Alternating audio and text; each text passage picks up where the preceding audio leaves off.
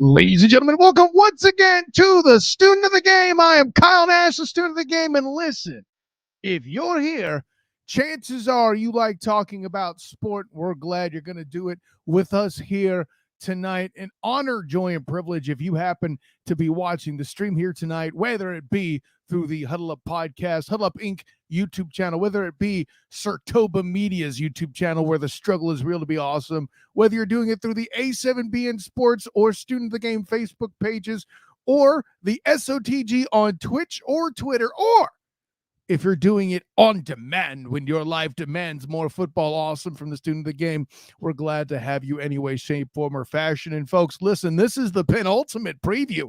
We are clawing our way closer and closer to football of the NFL kind. Listen, I had a lot of fun covering spring ball with the XFL, which, by the way, I think we're at over 100 players being considered from either the X or USFLs. So I'm seeing a little bit of action there. I'm not sure how fiscally viable either of those leagues are. We'll see as that moves along. But the NFL is making use of the product, and I believe that's part of their goals, certainly. But nonetheless, we're not here to talk about that. This is the penultimate preview episode here for the AFC West, and I am stoked at the group I have tonight, our panel. Of course, we have another international connection for the AFC West. We had Colin Cronin from the Irish NFL show, but tonight our guest covering the Baltimore Ravens is from Denmark, Nicholas Jorgensen, who, by the way, was part of the Student of the Game real mock draft and nailed his pick of Zay Flowers. Of course, we'll talk about what he thinks that pick, as he made it so correctly, will do for his Baltimore Ravens, as he is coming to us from the Gul Klud, yellow flag in Danish, by the way, as he's a member of that organization, the premier, the biggest NFL platform in Denmark. So, hey, check that out here later in the episode. Of course, what is the AFC North without talking to the biggest Bengals homer that the Huddle Up Podcast can offer? Of course, I mean none other than our astute, smart analyst, Mikey Bernier, the Burn, as we've come to know him. And hey, my old friend from Pittsburgh Sports Nation, Mike Drakulich. Always good to see Drax check in. He'll be here talking Steelers. And of course, the senior among them, as far as how long I've known dudes, LA Broadus coming in the building of Brownstown, USA. But listen, I got to tell you, I know him from so many other things. I'm going to start losing track if I list down all the stuff. But listen, I've always talked about Mr. Broadus as the man that has had debates with me personally, and I agreed with both sides. And that should show you the kind of talent that Lamont Broadus brings you when he comes in the show. But look out for LA when he comes in to talk about the Browns. But let me start with this. The AFC North, and I talked about this a little bit with Steve, the Bill Cars guy, Steve Aitchison. We were talking about the AFC East as somebody in the battle for the second best division. And even a Bills homer such as he is, an AFC East homer at the very least, wanted to try to sell me that the AFC East was better. Who knows? Maybe I should have queued up the clip, but life got in the way. Stupid responsibility. I mean, what can I say? It's a long trip getting ready for two different football seasons because of what I'm doing with A7BN, the three-point conversion, and the Jaguar Report, bing, as well as the Black and Gold Banneret, bing, I'll be in Jacksonville on Saturday to cover the preseason game where they'll be hosting the Dolphins. And then also a week from tomorrow, as this stream is going on Wednesday night, is the first UCF home game, week 0 of college football happening. But anyways, Steve Aitchison and I were talking about the AFC East as the second best division in football. And while he tried to briefly sell me that the AFC East was the best, he even tripped over himself on that path to come to the same conclusion I've had for some time, that the AFC North is the best division of football. If you want air shows and receiving talent like none other, ladies and gentlemen, I present you with the Cincinnati Bengals. If you want a running team that is deep and can hit you in so many ways and makes you pay for it if you disrespect them, I offer you the Baltimore Ravens. If you want crushing defense and black and blue style football that's as tough as it was, probably according to many, I mean, I'm not going to go say the steel curtain's still alive or anything. There are certain rules that you can't do the same things the same way anymore. But the Pittsburgh Steelers will still hit you in the mouth with great regularity. And oh, by the way, Omar Epps, a.k.a. Mike Tomlin, is a guy who I've only questioned once as a coach, and that's for him not starting Kenny Pickett last year. I tried to tell you, but you wouldn't listen. You would think I'd put that in my soundboard, just like Big Jim does for the Huddle Up Podcast. Bing! But that mixture, if that's not enough for you, if you want an up-and-coming comeback story with the potential to be a surprise in the in the NFL, whether it be as the AFC, probably a lot of people are hoping the AFC playoff representative, the Browns are a team that looks really promising on the roster, and I'll talk about that with Broadus when he gets here. But there's a lot going on there. But what I mentioned all the traits of this division, varied as they may be, but what's funny is every organization has a front office now that's starting to do things better than they have in the recent past. And listen, say what you will about the Cleveland Browns, such as they are, their historical presence is so significant that Art Modell and company, who moved the team to Baltimore, is part of why this division's so great. Now, granted, a lot of that could go to Ozzie Newsome, who I'm sure is a Hall of Famer, not just as a player, but as a GM entity. I know he's retired some time ago, but the point is the Ravens are on the map now because of a lot what was going on when he was in play there, no doubt. I mean, how else do you win a Super Bowl with Trent Dilfer? I'm just saying. No, I think that's something that's important is the front offices of these franchises have been dramatically improved. And I know what you're thinking, but Kyle, the Browns front office is notorious now. You're right. But here's the thing. With all that in mind, they still better than they've been, right? We're past the Kaiser Wynn era or whatever that is, or Deshaun Wynn or that. Fine. Here's what I'm trying to say. 0-12 was a thing, and they've still improved, okay? Or 0-16 or whatever. Punchline is they were a bad team. They're an improving team, and that blunder with Watson, who knows, it might pan for them. So I'm not in a position to say that they're awful, but the Browns are a force they haven't been since, let's say, I'll call it the 90s, right? The Bengals looking better than they have lately. And I'm not here to say that, ironically, the Brown family has run the Bengals well, but right now they better than they have been in some time, right? Zach Taylor is the coach. By the way, shouts to Kevin Stefanski too with the Browns. He's one of the better coaches they've had in a recent turnstile. But again, that bar is pretty low. That's like calling Justin Fields the best quarterback, potentially the best quarterback in Bears history. If he can get a career started, that bar is pretty low. But with the Bengals, they have the scenario to be the best team in the franchise's history, certainly, taking them to the Super Bowl for the first time since, what, the 80s, early 90s? Yeah, that's a thing. Joey Burr, obviously a big part of that. Zach Taylor, I know he takes some flack for being kind of a coach you don't hear much about, or it doesn't have much of a great impact. I'll say this. He's part of a system that had Jared Goff in the Super Bowl with an injured, beaten up Todd Gurley. I was about to call him Todd Gurley. But, he was a part of that crew with Sean McVay back, when just being able to say you had lunch with Sean McVay get you a interview in an NFL front office for head coach, okay? So, I mean, Zach Taylor isn't anything to sneeze at. There's plenty, I can make an argument, there's plenty worse out there. I know that there are members of many panels I'm on that would agree with that statement. Leading me then to, I don't even know who to say next, but I'll say John Harbaugh next, because the streak that he has as coaching is awesome too. People gave the Bengals a hard time for holding on to Marvin Lewis as long as they did, which I don't think that's warranted. That's a whole other podcast. But John Harbaugh's success with the Ravens, except in years where injury's been a factor, is unquestionable. The Harbaughs coach, and they coach well. That's kind of what they do. There have been morons probably out there at some point who thought firing John was a bad idea. And much like with Jim at Michigan or in San Francisco, hashtag Better Niners fan, Harbaugh coaching remains. Who has it better than them?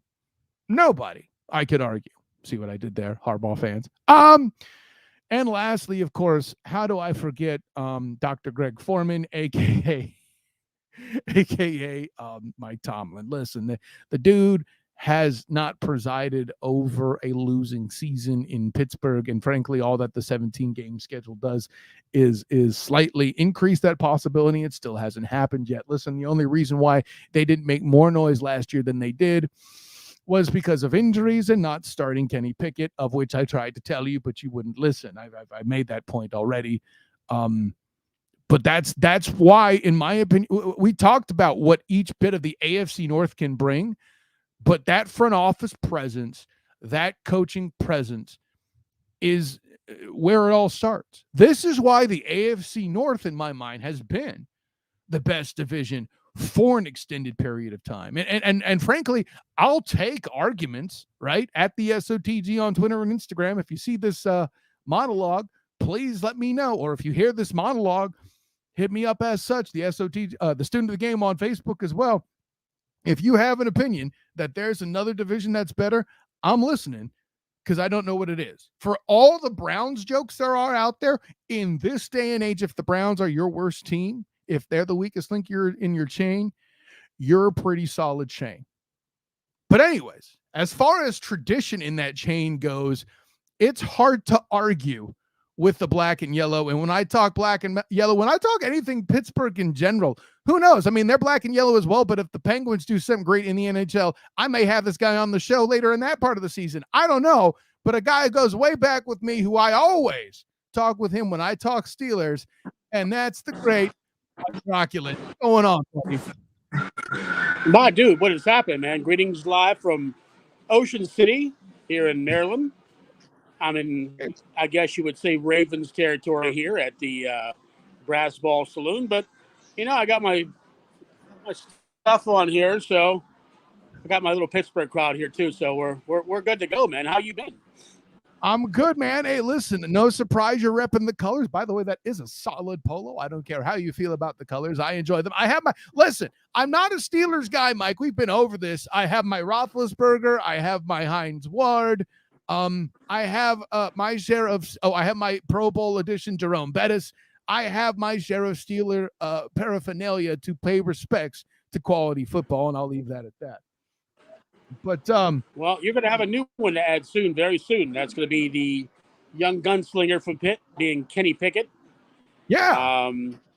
You know, a lot of people are sleeping on this Pittsburgh Steelers team this year, from what I'm seeing, and I guess Steelers are getting, you know, some attention after the first two preseason games in which the offense has scored 3 touchdowns in 3 drives. They pretty much, and I know it's preseason, they dominated the Bills on both sides of the balls there. But, you know, it's preseason. But, you know, what I want to see, you know, when they're doing these preseason exhibition games, it's not a matter of winning or losing. What I want to see is execution. And what I'm seeing from the offense, as opposed to what I've seen the past 3 years, is actual NFL football. I mean, is that something you've noticed from this team if you've watched them at all? I mean, yeah, they look crisper than you would have at other times. I mean, it helps when you're not, you know, well, I'll put it this way. I don't feel like they looked unpolished when they were in Jacksonville in the preseason last year. I'll put it that way. I did notice glaringly at the time that Pickett could finish the drive with a touchdown and that Trubisky couldn't. Well, you know, I wasn't there to argue with Coach. I had to be in the Jaguars press room. Yeah, but anyways, I joke about that because, again, and I don't know if you heard this part of the monologue, but I'm not one to question Mike Tomlin, but I was all over him for not starting Kenny Pickett from moment one, and I think it cost him a playoff spot last year. But I like what you're telling me about this year's preseason, to see him execute and have that full offseason. I know I'm with you. I feel like there's not enough noise. But isn't that the best place for a Steeler team like this to live, is under the radar? I'm like, okay, you focus on Pretty Boy Burr. Little buzz. What's that? Lost connection there for a second. That's okay. Oh yeah, no problem. But yeah, you can focus on Pretty Boy Burr. You can focus on Moneybags L-Jack if you want there too. Sleep on Kenny Pickett. I mean, that fuels this team, right? Yeah, I mean, you know what? This is going to be a great division this year. Obviously, as long as Joe Burrow is healthy, he's going to be able to do his wonders with the team he has.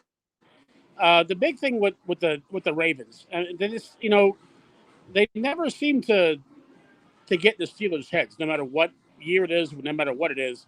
The Steelers never seem to blink in the eye of adversity when it comes to those guys, and they've handled Lamar pretty good over the years. Lamar, if he's healthy, is good, but we don't see much in like when he has to make those big passes. Can he come through in the big moments instead of having to run the ball? Now, I guess they get a new offensive coordinator there, and we'll see what they do. But I really do like what I see out of the Steelers this year. I mean, they seem to have a different attitude. It all starts, obviously with a great offseason. They picked up some great free agents and stuff like that. It solidified the offensive line, which is huge. I like You that got draft pick. Malu Yeah. now. Yeah, I mean they got everything now. I mean the offensive line was actually doing really well towards the end of last year. Like the last 5 games of the season, they barely gave up a sack, and they were averaging well over 100 yards a game.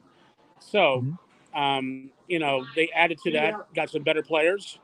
That Sam Malu is going to be a huge upgrade. Obviously, they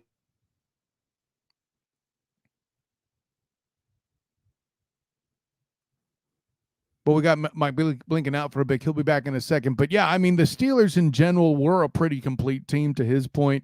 Backing up, I shouldn't say backing up, balancing any pass effort with a good run game from Najee Harris and company. I feel like the Steelers were in a position to regularly move the ball. They were able to achieve solid offense. And at the end of the day, if the offense wasn't working, like just take week 1, and I get it. I know that Joey Burr was coming off of an appendectomy such that he was, but at day's end, he was basically willed to defeat by the Steelers and Minkah Fitzpatrick and TJ Watt. Mostly Minkah Fitzpatrick in that game, such that it was. So it worked out pretty well, when you were struggling on offense. I think that game, by the way, was part of what had Mitchell Trubisky eventually sit. And may he enjoy the rest of his career as a backup. I'm fine with that overall, such that it is. But yeah, as that would work, I'm with Mike. He's right that this group is getting slept on, and they have an opportunity to really make a better impact. And Mike, I was just saying, in general, the Steelers are actually, I would argue they're more balanced now than they have been as being able to both run and pass the ball. They were run heavy. I mean, they're historically run heavy. And then as Ben got older, they were passing the ball a lot in the Bryant years, and even Le'Veon, before he ruined the running back market, was even catching a lot of passes out of the backfield. Now, I feel like they're more balanced than they've been in a while. Wouldn't you agree? Oh yeah, the biggest difference is it seems that offensive coordinator Matt Canada, who I have been on, I mean, relentlessly for the past 2 years. It seems that he has opened this playbook to actually have his players execute NFL plays. And what I mean by that is, actually having Kenny Pickett throw down the field instead of this ridiculous 5-yard outs or like these quick like 1-yard slants or those that jet sweep. I swear to God, if you see one more of those, I commit murder. But actual going downfield across the middle. You've seen that to George Pickens for the 1 touchdown. Last week, it was across the middle in the touchdown to Pratt Firemuth. So they're actually utilizing the middle of the field, which is something they haven't done, even with Roethlisberger when he was under Matt Canada. They were constantly doing them sideline passes and these combat catches where, like, the receiver is making, maybe a 10 to 15% chance of making these catches along the sideline and with the corner there. So now they're utilizing the entire field, which is something you need to see now. Obviously, with the improved offensive line, Pickett, with this offense totally under his control now, he has an entire preseason, a training camp under his belt with his players. And then, like you said, Tomlin decided to go with Trubisky last year, so Pickett didn't get a chance to start with his first, team players until it's midseason. So now he knows these guys. You got a guy in Deontay Johnson that has to have a bounce back season. I mean, no touchdowns is absolutely ridiculous. Me and you could walk in there with a half bottle of Jack Daniels, put us on the 10-yard line, and one of us is going to catch a damn ball in the end zone, okay? Deontay Johnson, some of that's on Matt Canada for not getting him the right calls to get him open in the end zone. I get that. But Jesus, he should have found a way to get something last year. But look, he should have a big bounce back year. Obviously, George Pickens is set to become, I think, one of the stars in the league. This guy is he's an absolute monster. When he goes up and get that ball, it's his. And he seems to have this uncanny, will to just want to dominate and take over games. You add in now that you have Allen Robinson, that they got from the Rams. He's going to be a good veteran presence for those guys. And now they got Calvin Austin III, who comes back from injury last year. That gives them another little quick option underneath and stuff like that. And the tight ends are amazing, man. I mean, Pat Freiermuth is a extremely underrated tight end. You got that monster now from Georgia, Mount Washington. I mean, a 6'7" tight end that size. Can you imagine you're a linebacker having to deal with someone that big and with that speed? How do you cover that guy? I mean, here's what I can tell you, Mike, is listen, let me show you the Aaron Evans original behind me that I bring up every episode because I'm proud of that painting. But the last time I've seen that kind of fear, I was pulling as a tackle, not playing tight end. So I can only imagine. And then you said you throw in a Najee Harris and a Jalen Warren coming out of the backfield. They got guys like Connor Hayward. They got a lot of options. So if they really want to open this playbook and play around, especially 20-20, they should be pretty good. They were good 20-20 last year. It was scoring in the red zone and getting actually splash plays, touchdowns over 20, 30 yards. They had one touchdown over 6 yards last year. I mean, that's absolutely incredible if you think of that in today's NFL. So it seems so far, and I know it's just preseason, but the same thing that we have seen in camp, they're actually utilizing every single player that they have. So if that translates to having a better offensive line, Pickett coming into his own as a second-year player, and now he has all these weapons to play with, and you're going to ask these guys to get you about 25 to 26 points a game, to go with that defense that they have now, to which they've added to. You got a healthy Watt playing for you. You got Highsmith, who's a great on the other side. You got this Herbig kid now that comes in from Wisconsin, who was terrorizing the quarterbacks last week for the Bills. He's his brother also plays for the Steelers. So if a Watt comes out, Herbig goes in for a couple plays, and he does what he's got to do. And you got a better middle linebacker presence this year when we had Bush there and Miles Jack, for God's sake. You got Patrick Peterson as a calming presence back there at cornerback now. You got Joey Porter Jr. That's going to be, a Pittsburgh guy through and through. I mean, this is a kid that's been with this team since he was born. And that's what he wanted to be on this team. And it actually infuriates him that even though technically he was drafted in the first round, 32nd overall, he still considers it a slap in the face that he didn't get drafted in the first round. So he's going to try to prove what he can do. And so when you have all this coming together, if these guys put this together, Kyle, this is going to be a special team. Hey, by the way, you're on location yourself there, Drax. I had to bring in. We got the Misty Sauce here telling in he's listening from England. There's on location for you. And listen, the NFL is really big in the United Kingdom there, and they got the games in London happening on the regular. And my friend Nicholas Jorgensen, who actually follows the Ravens, I know, deal with it, Mike, will actually be there covering that game versus the Titans. So if you want to see somebody who's going to have a little presence there, look, stay to the end there, Misty Sauce, because Nicholas will have something for you. But I'm glad you went through the defense because obviously, the big names are Minka Fitzpatrick. Listen, ever since my days writing for the Dolphins Wire, when your Steelers first acquired him, I'm like, what are you doing? I know why they got rid of him. He very much didn't want to be part of a complete and total reboot. That was essentially, what was it? It wasn't suck for luck. What was it? No, it was tanking for Tua. Obviously, Yeah. I still thought they should have gotten clever for Trevor and gotten an offensive lineman and worked for Trevor the next year, but nobody wants to talk about that. Even though I'm covering what happens when you do that correctly in Jacksonville myself for the Jaguar Report, A7BN Sports, and the 3-point conversion. Bing! But enough about how good I am, Drax. But with the defense, I'm glad you brought up all those points, but I really like that they addressed the defensive tackle spot in the draft. I know they didn't spend necessarily the highest pick on it. I think Joey Porter was great. I have to tell you, I really thought that the Jags should have drafted Porter instead of Strange at tight end. And that's fine that, he's doing great in camp. Both are doing great in camp. But now the Jags have 500 tight ends and you have a really great corner. But see what I did there. But the defensive tackle spot, we're talking about there's history there, man. Hampton and those guys, I don't think they've ever been quite as good. But my question is, I guess they don't really need to be with all those surrounding spots. Yeah. You're lying. You got a Hall of Famer in the waiting and Cam Hayward. One more year, I think, with double-digit sacks is probably going to make him a cinch for the Hall of Fame. Obviously, Aaron Donald gets all the love, and with and rightly so. Yeah, rightly so. That's my boy from Pitt.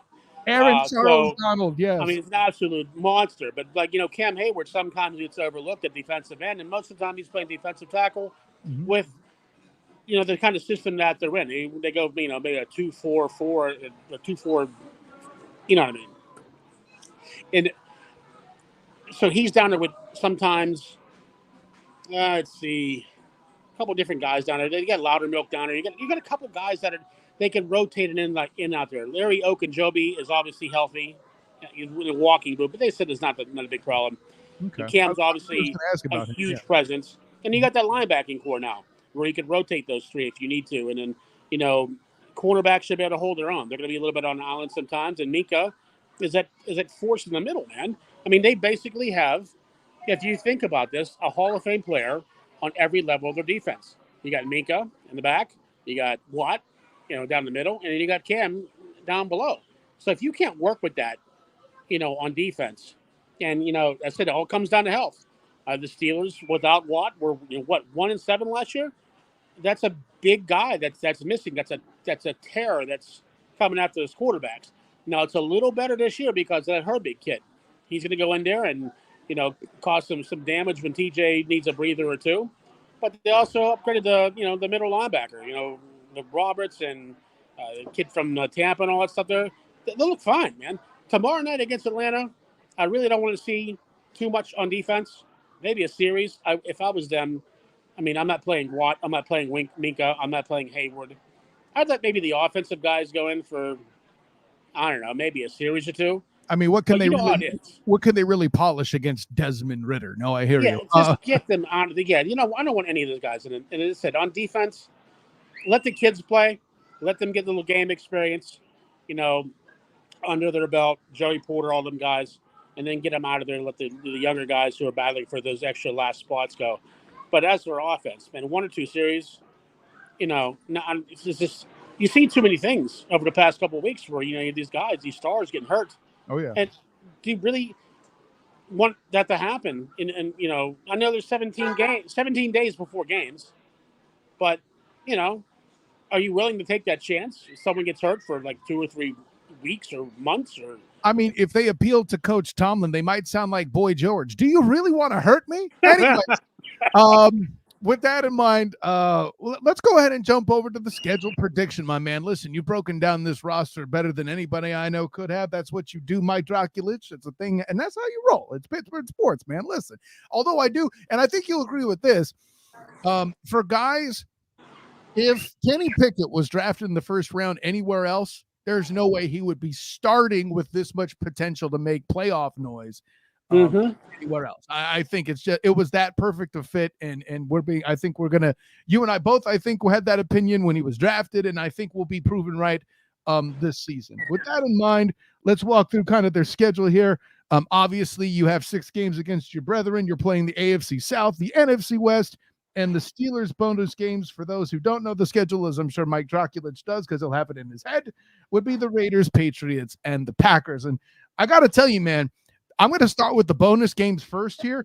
You guys got a huge advantage compared to the rest of the of the division with the Raiders, the Pats, and the Packers. I mean, I'll ask the question this way: which one has the best chance to sneak one out? I don't think any of them do.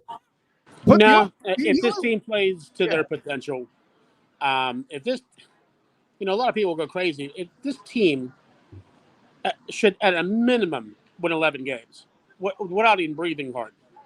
4-2 in the division is something they should shoot for. It's a tough division. Someone's going to get you somewhere. Either, one of the Ravens games, maybe one of the Cincinnati games. Cleveland, honestly, does not scare me at all. Nothing about Watson or any of those guys there. It's just kind of ingrained in Pittsburgh's brain. When you see the Browns across from you, you almost refuse to lose. Mm-hmm. So I'm guessing 4-2 at worst at the division. The rest of the league, I mean, honestly, I think the low would be 12, and this team could potentially win up to 13 games. Because you're going to have your potential, you're going to have a couple bad games in there somewhere. That's just the NFL, and you're going to have those days. But it should be a 13 to 11 win season. This team could contend with the Bengals for the division, depending on how those games go with Cincinnati. This team has to start off good. I mean, you got the 49ers is a nice test. That's going to be a fun game. Listen, and I ain't even mad at you if I get a text, whatever, Niners lose, because listen, I don't give a damn what happens in that game. Somebody's leaving with the bruise, and it's going to be some great football. Exactly. And like for them, the Steelers have this mentality. It's always been ingrained in them guys. It's about when you're playing at that field, whether it be Heinz Field, Acrisure Field, whatever you want to call it, and you have a team coming from across the country with basically, Purdy played last year, but it's going to be like his real first season. And they're coming across season for the first game, 3,000 miles. And they're going to be the favorite in that house on that day in front of that crowd who hasn't seen an opening day game at home in almost a decade. Let me tell you, that crowd is going to be jazzed. And when they come out of that locker room, they're going to be even more hungry. And if people think that the 49ers are going to come across that country and they're going to lay one on the Steelers, they're sorely mistaken. I'm telling you now, from what I see with the Steelers, no less than a 6 to 7 point win easy over the 49ers that first game. I think they are going to put up some points against that very vaunted 49ers defense, but they're also going to shut down Brock Purdy and these guys. They're usually good at stopping the run. I know Christian McCaffrey's great running back. I mean, I have him in fantasy all the time. But the Steelers usually are good at stopping that run game. And if they have to make them force plays to go to Deebo Samuel or, any of these other guys, or maybe, Kittle could be a problem every now and then, but they seem to have a guy like, Minka could eliminate Kittle across the middle if he has to. So that first game is huge. You have to win this first game at home. And then you obviously, what got the Raiders coming up after that and Browns. I mean, come on. These are games they have to be 3-0 starting the season. And if they do that, it's an open book, baby. I mean, it's up to this team how good they want to be. And I said, it's like this with every NFL team. It could be with the Chiefs, could be with anyone. Injuries will always play a big part. If the team stays healthy, if they protect Pickett, if TJ Watt stays healthy, and these all should be things that should just hopefully you'd want to see happen. Mm-hmm. Even for other teams. I don't want to see anyone on the other teams getting hurt either. I want to see two great teams playing at their best and let the best team win. And so, based off of that, am I going to go off any injuries? This team, I said, the floor is 11. The high water mark could be 13, even more. It just depends on injuries. But don't be surprised if the Steelers actually win this division this year because they've had that mentality since pre-training camp of just showing the world how wrong they are about this team. And they hear it. They see it in the media. They see ESPN, NFL Network, all these guys, Bengals this, Bengals that, Ravens that, nothing about the Steelers. And they believe that's marked down in their books. And they're taking note. And so when they see these games and they get out there, there's going to be some hell to pay when they get on those fields. And based on the weapons that I see on that offense, and based on that good that defense is going to be, this is going to be a team that you're going to see come January. Man, no, I'm with you. I have them competing for the division. I'm a tick lower than you simply because there's a lot of I don't knows. This is not a simple schedule. I have them at 10 wins, Mike.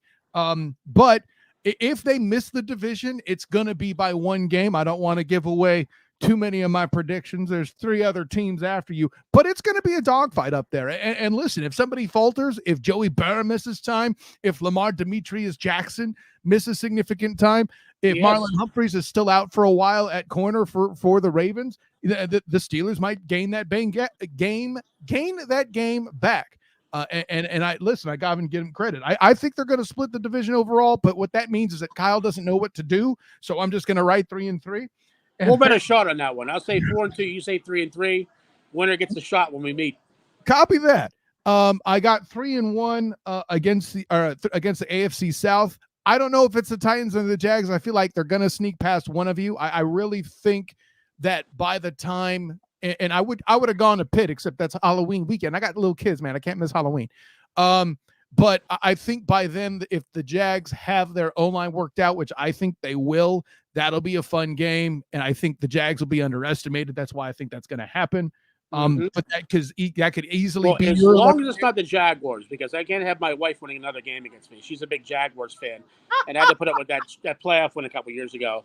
Yeah, I can't have that again. I mean, I got her, her being a San Jose Sharks fan, when we first met. Yeah, the David Garrard run, that one surprised me too. I was crazy. And then with that in mind, I have you splitting with the NFC West, but again, if no matter what happens, I think you're going to play the Niners close. I think you'll play the Seahawks close. And either game, like again, to your point, where you have wagged the tail appropriately, that I have it at 10. You said 11-14, and if I'm wrong about some of those, your upper end comes up, man. So I don't think you're far off. I'm sure Browns fans will tell me that I'm wrong. I'm sure that Bengals fans will tell me I'm wrong. I'm sure that Baltimore fans will tell me I'm wrong. But I do have the Steelers at 10. I'm with you. I think the Steelers could compete. And, brother, I know I could do a 4-hour podcast on the season in general with you, but I got to get rolling, man. Tell the people where you can be found, Mike Drakulich. Well, my friends, you find me at Pittsburgh Sports Nation on Twitter. That's PGH Sports Nation on Twitter, and Pittsburgh Sports Nation on Facebook. Check me out, all my work at ngscsports.com. I have, I can't pat myself on the back, but I'm going to. I have the best Steeler preview that you're going to find anywhere on this world, as well as the Pitt Panthers. I do game day previews with. And anything that you are looking for in this game. You want stats, you want to know who's on the roster, you want to know what time the TV game is, who the announcers are, what the weather is. Yeah, that's in there. So if you want to know what's going on in that game on Saturday and on Sunday, you come check my stuff out. And I also have some Against the Odds that comes out, usually on Thursday. Me and my dad go head-to-head, 10 games against the spread. I finally took him down last year after him whipping me for 3 years in a row. Hey. So, Dad, I got you back. So he's probably going to bury me this year. So he probably felt bad for me for winning 3 years in a row. So I don't know. I've seen how you guys get down in that article. I doubt he was trying to do you any favors. You earned it. He's going to probably drill me this year by 10 games. So, Mike, an honor, joy, and privilege. And hey, with all that's going on, you and I need to talk about what's going to happen to your Panthers in the ACC. But we'll do that on another episode, man. I got to jump. But hey, you let me know, man. We got that Panther preview coming up, and we got. Hey, as soon as I get home from vacation, I got to start on the Wofford Terriers from South Carolina and see what they're like. So. Panthers should have a very good season, and you let me know when you want to do a little Panther preview. You know where to find me, my man. Copy that. Hey, good to see you, Drax, and until the next time, brother. My brother, everyone out there, you guys have a great week, and y'all take care. Man, an honor, joy, and privilege always to talk to Mike Drakulich. But hey, listen, this one's going to be a throwback. This is a man who I have been doing podcasts with in various shapes, form, and fashion, guesting, hosting, potting, paneling, whatever. And has one of the best smiles in the business, but he won't tell you. LA Broadus, what's going on? Right there, bam! See, that's why I set it up like that. I knew you couldn't take it, but give it to him. That's what Hey, man, thank you. Thank you. And you know what? Crazy enough, man, I was gonna put this out. Somebody said, "Hey, what is something that is like weird, but that you hear about a lot, but you don't do, right?" And I do not smile in my pictures, but I always get told that I got a great smile. So thank you very much. And you know what was so crazy? I was about to come onto this mic and tell you straight up that you are looking skinny, my man. Hey, listen, you haven't seen me since I cut the sugar, my guy. Yeah, I've been below 300 pounds for about a year. That's what I'm talking about. Salute. So, hey, man. Listen, appreciate it, but listen, and here's a tip for those of you trying to do it. Try to picture something that inspires you, and frankly, not being blind and missing a part of a limb with my 4-year-old running around the way he is, that'll get me off the sugar real quick. That's all I'm saying. That's what's up. I'm on my weight loss journey as well. I dropped like 30. Cut out some red meat and some of them other things that's out there. But I mean, look, man, it's all about staying here, leaving our legacy, and being able to hop on the mic with people like you. You know what I'm saying? My brother. Listen, I miss you, man. Hey, likewise, you keep messing around like that, me and Toke might have to get together for a thing. Hey, a reunion? You talking about a reunion? Why would I not? Listen, I mean, I'm not going to go full Mortimer and Randolph, but anyways. Great to have you, LA. Enough with the inside jokes, man. Listen, the people want some proper Browns representation. Okay, and I have to tell you, I'm not going to leave with the obvious because I have a bit of a hot take. And I think from the Browns fans' perspective, I won't be popular, but I think you'll think I'm onto something. You just might disagree with me, and that's okay. It doesn't happen a lot. We disagree, at least spiritually, but listen, I told the people in the intro when I talk to you, I've had debate. Yeah, Fire Marshal Bill. We're not there. I don't think it'll be there. But listen, I've had debates with you where I've agreed with both sides, man. So it's all right. But help me with this. I know I could talk about Deshaun. We'll get to him later. Okay. This team's roster. Let's take the quarterback out of it. Let's say you even still have Case Keenum at quarterback. I don't care. Okay. Beyond the quarterback, best roster in the NFL. True or false? See, I'm sorry. No dead air. Take it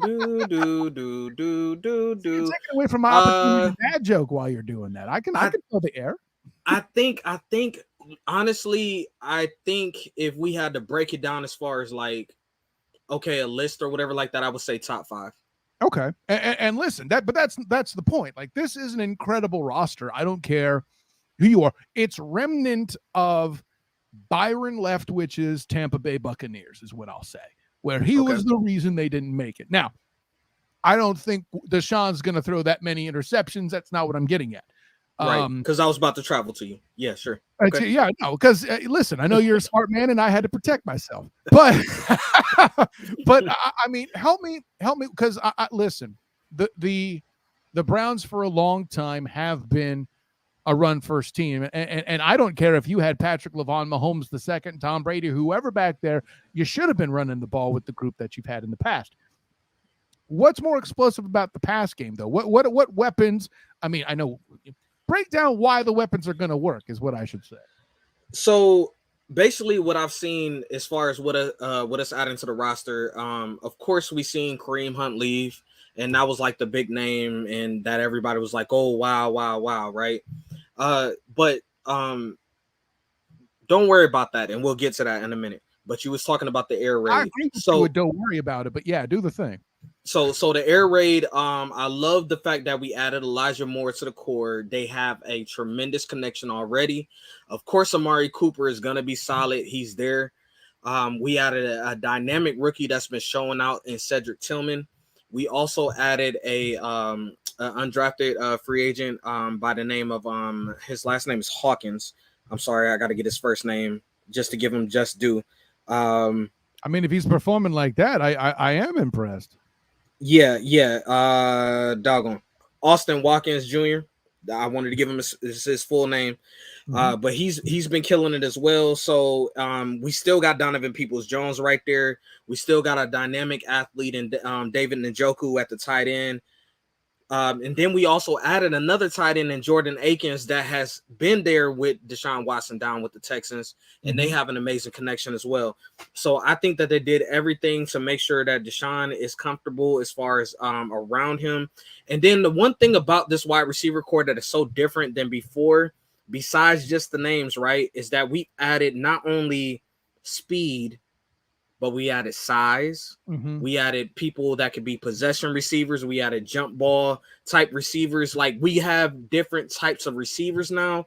When you looked at the Browns previously, they had like maybe 2 or 3 receivers that was the same type of receiver. And then it was just like, okay, and whoever else fills the roster. But now we have so many different types of good receivers, like Elijah Moore, like I said, that can stretch the field. You can line him up in the backfield. You can do jet sweeps and stuff like that. He's a real type of utility man, right? Then you got Cedric Tillman, that is a big body wide receiver. I know that his stock dropped in the draft, and that was because he got injured. But before that, and we've seen other receivers come out like a Randy Moss and say, yo, he is a steal. Okay. So he's healthy now. He's there. He's doing his thing. Austin Watkins, he was a guy that had bounced around the league for a little bit, then went to the USFL, and then came back and said, okay, let me show you what I can do. Have you heard of another receiver doing that? I think I have. I heard of Victor Cruz doing that. What? Say what? Say what? So it can happen. Everybody has their different journeys and everything like that. But the one thing that I love about this wide receiver core is that nobody is like literally like a diva or anything like that. It's not about a bunch of drama or anything. I think they know their roles. They're out there. And I will also throw out another receiver name that is kind of getting buried because of the fact that he's dealing with some health issues right now. And we're definitely throwing out prayers to him. And that's Marquise Goodwin. He was going to stretch the field for us as well. But of course, you know, the reports came out that he's dealing with the blood clots. So we hope that he gets healthy and that he can return to the field. But of course, it's all about health right now. Right. And I mean, that's a tough thing about the preseason is these things happen as guys get geared up. And I mean, we can have the conversation again about what fewer practices and all that and what effect that's had since the collective bargaining agreement and all that. But whatever. I don't want to continue to beat that dead horse right now. And, you know, you mentioned journeys. I mean, listen, it's not just a group that sings "Don't Stop Believing." Listen, I have written for 2 publications now. Laramie Tunsil was drafted by Miami and is now currently big deal for the Dolphins at the time too, and is now currently the highest paid lineman playing for the Texans and trying to revitalize that franchise. Why do I keep in the AFC South? Because I'm currently covering the Jacksonville Jaguars, and you already know where I'm going, mentioning Calvin Ridley. So listen, these stories, such as they are, we talked about over 100 spring football players being signed to NFL contracts, be them XFL or USFL. You bringing up Watkins. I was about to say Hawkins. So Sammy Watkins. No. But yeah, I appreciate finding those sleeper guys to complete what cores you have. And I'll say this for your receiver core, LA. It may not be the most talented you've had in recent history on paper, but I think it might be the most complete. And I think it's one of these things. It reminds me a lot of the Jacksonville Jaguars core last year. There are guys who may not have been recognized as number ones, but were all really good. And they were breaking records with, you know, Trevor Lawrence, who was recovering from an off year previously. Now, granted, Watkins' off year had nothing to do with the worst NFL coaching performance of all time, but that's a separate question. They were just mired in bad coaching. See what I did there? You know, I'm not. Look, ladies and gentlemen, he's saying that because I'm also a Ohio State fan. He was in Florida before that, son. What you trying to tell you? So I mean, I'm just saying we all been burnt. Oh, hey, listen, covering him while he's trying to perform in North Florida, acting like people in the general area forgot about him running away from Gainesville. That was a unique experience, LA Broadus. I'll tell you that on the air right here. And anyway, also him running away from us with the health reasons. I'm just saying. And that's bad for fans' mental health. How about that? listen, if we're going to talk about impressive stuff with this Browns, man, listen, I'm good with this season's Browns. I'm gonna let you go ahead and do it. I will give you the time to wax poetic. Tell me about how much you enjoy what you see on this defense and what the potential is. Man, the defense is so crazy. I absolutely went into this preseason, or not even the preseason. I went into this offseason with so many concerns about our defensive line, right? Because we've been seeing for years how we've been trying to find a running mate for Myles Garrett, and we didn't try certain names here and there, to Jadeveon Clowney, other people. We didn't try to draft somebody, and it just didn't work out. And then all of a sudden, out of nowhere, they said, "Hey, look, hold my beer. We're going to go out and get Zadarius Smith for you." Oh, wait. We know that our defensive tackles were trash. So guess what? We're going to go ahead and get Tomlinson for you. Bam. Then we're going to go ahead and make another trade as well. You know what I'm saying? Oh, I'm sorry, not another trade, but also we're going to go ahead and sign somebody else for you. Dang, what is his name? He just got there too. Is it it starts with an S. I'm sorry. It slips my mind. Shelby Harris. I'm sorry, Shelby Harris. So Shelby Harris also gets there too, another big body to fill in and help us stop that run with Tomlinson, which was one of our biggest weaknesses. If anybody knows that you could run on the Browns, like that was just the thing last year. So we got Shelby Harris, we got Tomlinson, we got Zadarius Smith. I mean, I'm really, really excited about this defensive line. I'm even more excited because of the fact of when, looking at these different training camps, the joint practices and stuff like that, we went against the Eagles last week. You've seen our line.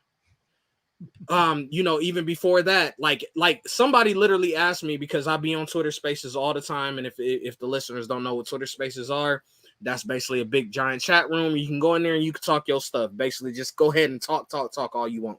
Mm-hmm. So basically we in there and they said LA. And I was like, "Hi, that's me." And they were like, and they were like, "Man, like, I don't think I've ever seen a preseason where a team got a safety in back-to-back games like that." You know what I'm saying? Like, we can literally get through, and these were our second teamers. We haven't even really played our starters. We're gonna play our starters against the Chiefs this week, about 20 to 25 snaps. So we'll see what that looks like. But Myles Garrett hasn't been out there really like that. Zadarius hasn't been out there really like that. Like, we haven't really seen our complete team, but we've seen the scheme, and that was the biggest thing, right? Adding Schwartz, our DC, Jim Schwartz, to the picture, trying to see what the scheme is, trying to see what that wide nine really truly looks like, right? And the thing that I'm loving about this wide nine scheme is the fact that he is telling the defensive line to go ahead and get after it. Then he's also telling our linebackers, "Hey, just go eat. See ball, get ball," right? And then also we already know the one thing about the Browns for the last, 2 or 3 years or whatever like that.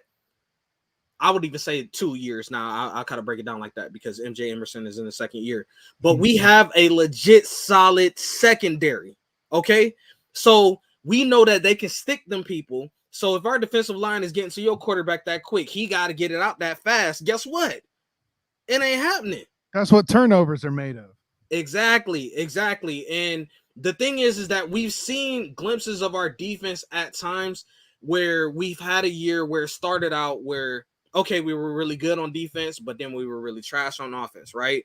Then we seen another year where we were really good on offense, where we seen Jacoby Brissett, and I will always give him his flowers. He did the best he could.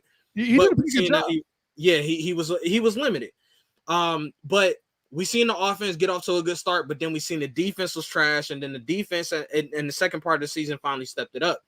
But like I said, at the end of the day, those corners have been the corners, and that's the reason why. And I'm not even sure, Kyle.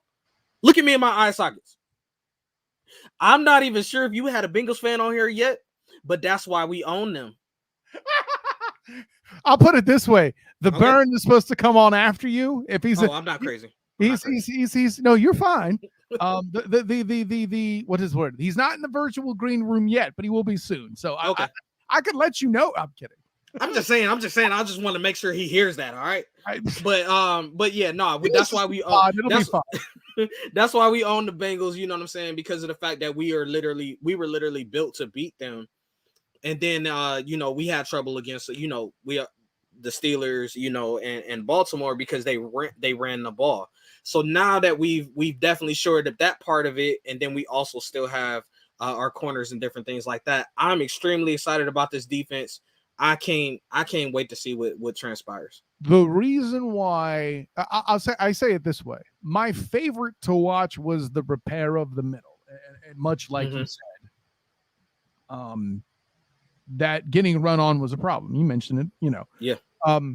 But I would argue the biggest upgrade is at corner, like you said, and I think that's a big deal too. If you're trying to continue to own, I'll put it that way, Joey, such that he is. But let's get the controversial part. Okay, let's go. Let's get it out of the way. Browns are going to get a share of wins because I'm with you. I think they have a top 5 roster overall.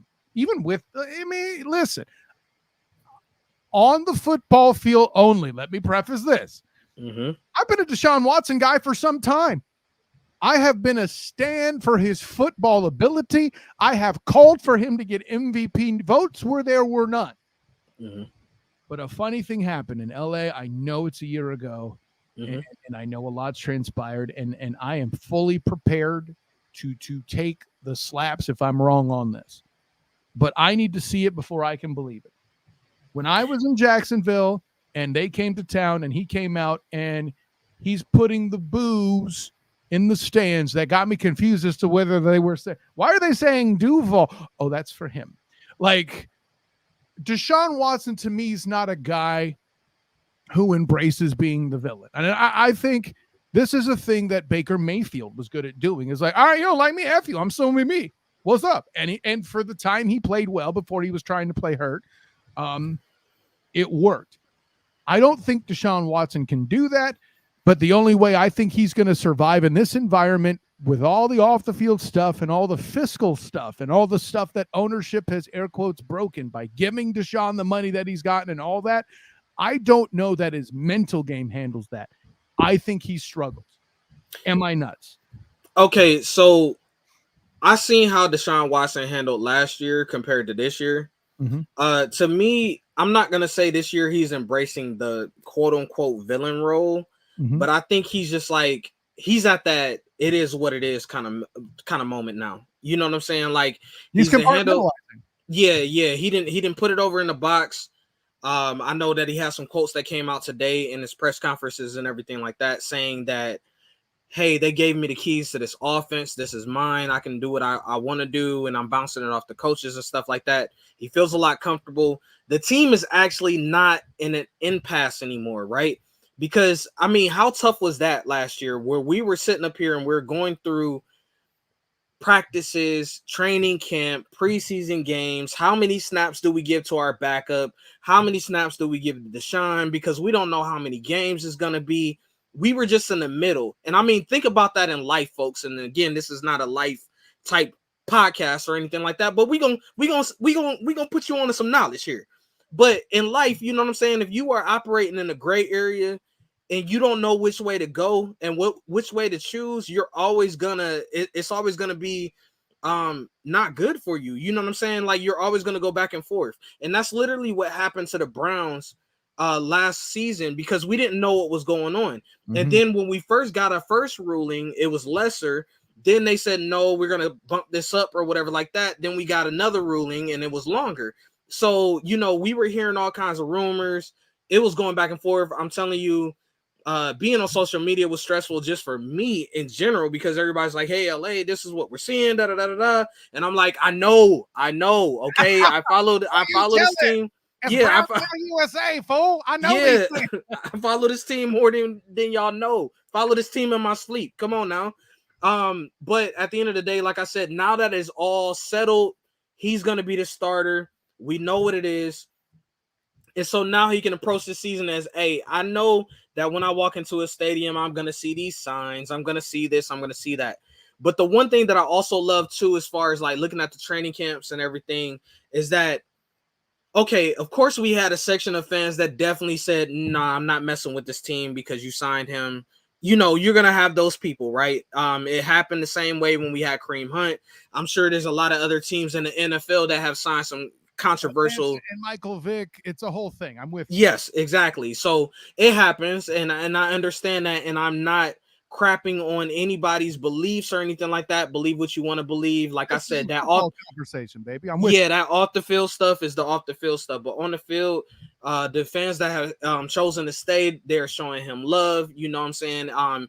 He is still a very great person that is in the community. He still goes back to the community, even in Houston, and does his thing as well. So I think that once he knows that, and we've always said this, right? This is the stickler, right? If you go on the field and you win, if you go on the field and you produce, people there'll always be a section of people that will always remember, but most part, people will forget once you start to win and once you start to produce on the field. And I think that the Kareem Hunt example. exactly. So I think that he understands that now. And I think that he's actually been able to compartmentalize that part of it. And so I think that he is really going to step on this field and be a lot more comfortable and a lot more confident this season. Folks, you heard me talk about this man being able to have me participate in a debate where I agree on both sides. And sure enough, this mug does it again by giving me the certainty defense. That's a strong D. There you got LA Broadus. By the way, that's what she said. Anyways, with that in mind, smile again. Give me your record prediction, my friend. My record prediction, I have the floor at 8. At 8 wins. I have the floor at 8 wins. Them first 5 games is gonna be rough for us. I'm not gonna lie.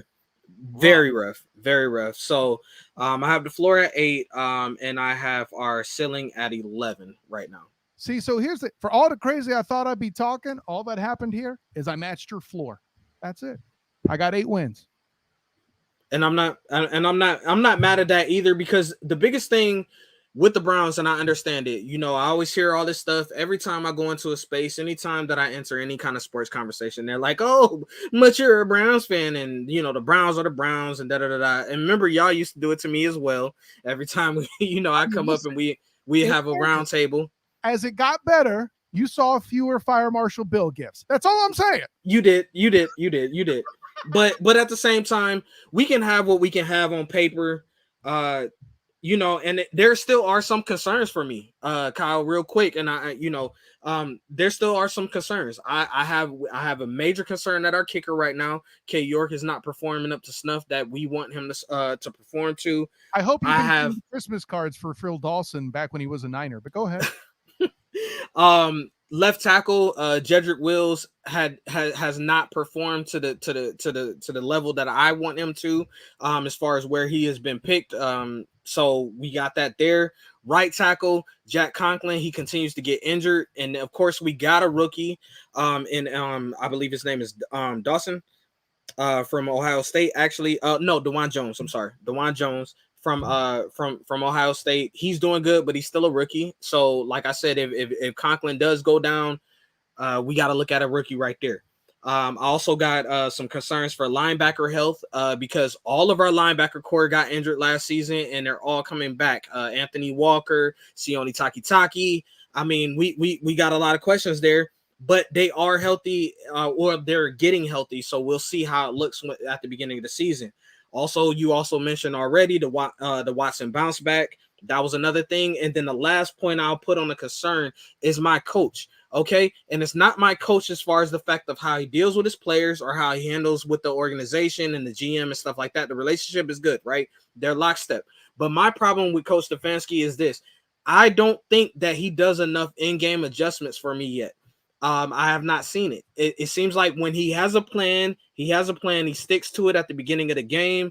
And then whether or not whatever is going down in the game, he's like, you know what? No, this is my plan and I'm going to stick with it. And I don't like that hard-headedness from him. I want to see some in-game adjustments, because you have to realize, and again, this is not a life lesson, ladies and gentlemen, but you can set out a life with a plan.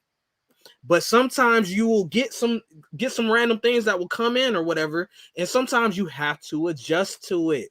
Okay, people, So therefore, that's what I want Coach Stefanski to do. I want him to be able to adjust. Hey, I came out and I wanted to, say for instance, go with Nick Chubb and I want to run. They're stopping the run. Nick Chubb is not running that well. Okay, boom. I got a quarterback now and I got all these weapons. Now I'm going to start to pass it a little bit. I'm going to open up the box and then we'll go back with Nick Chubb and stuff like that. You can always go back to the original plan, but you don't have to stick with it at all times. You got to be adjustable.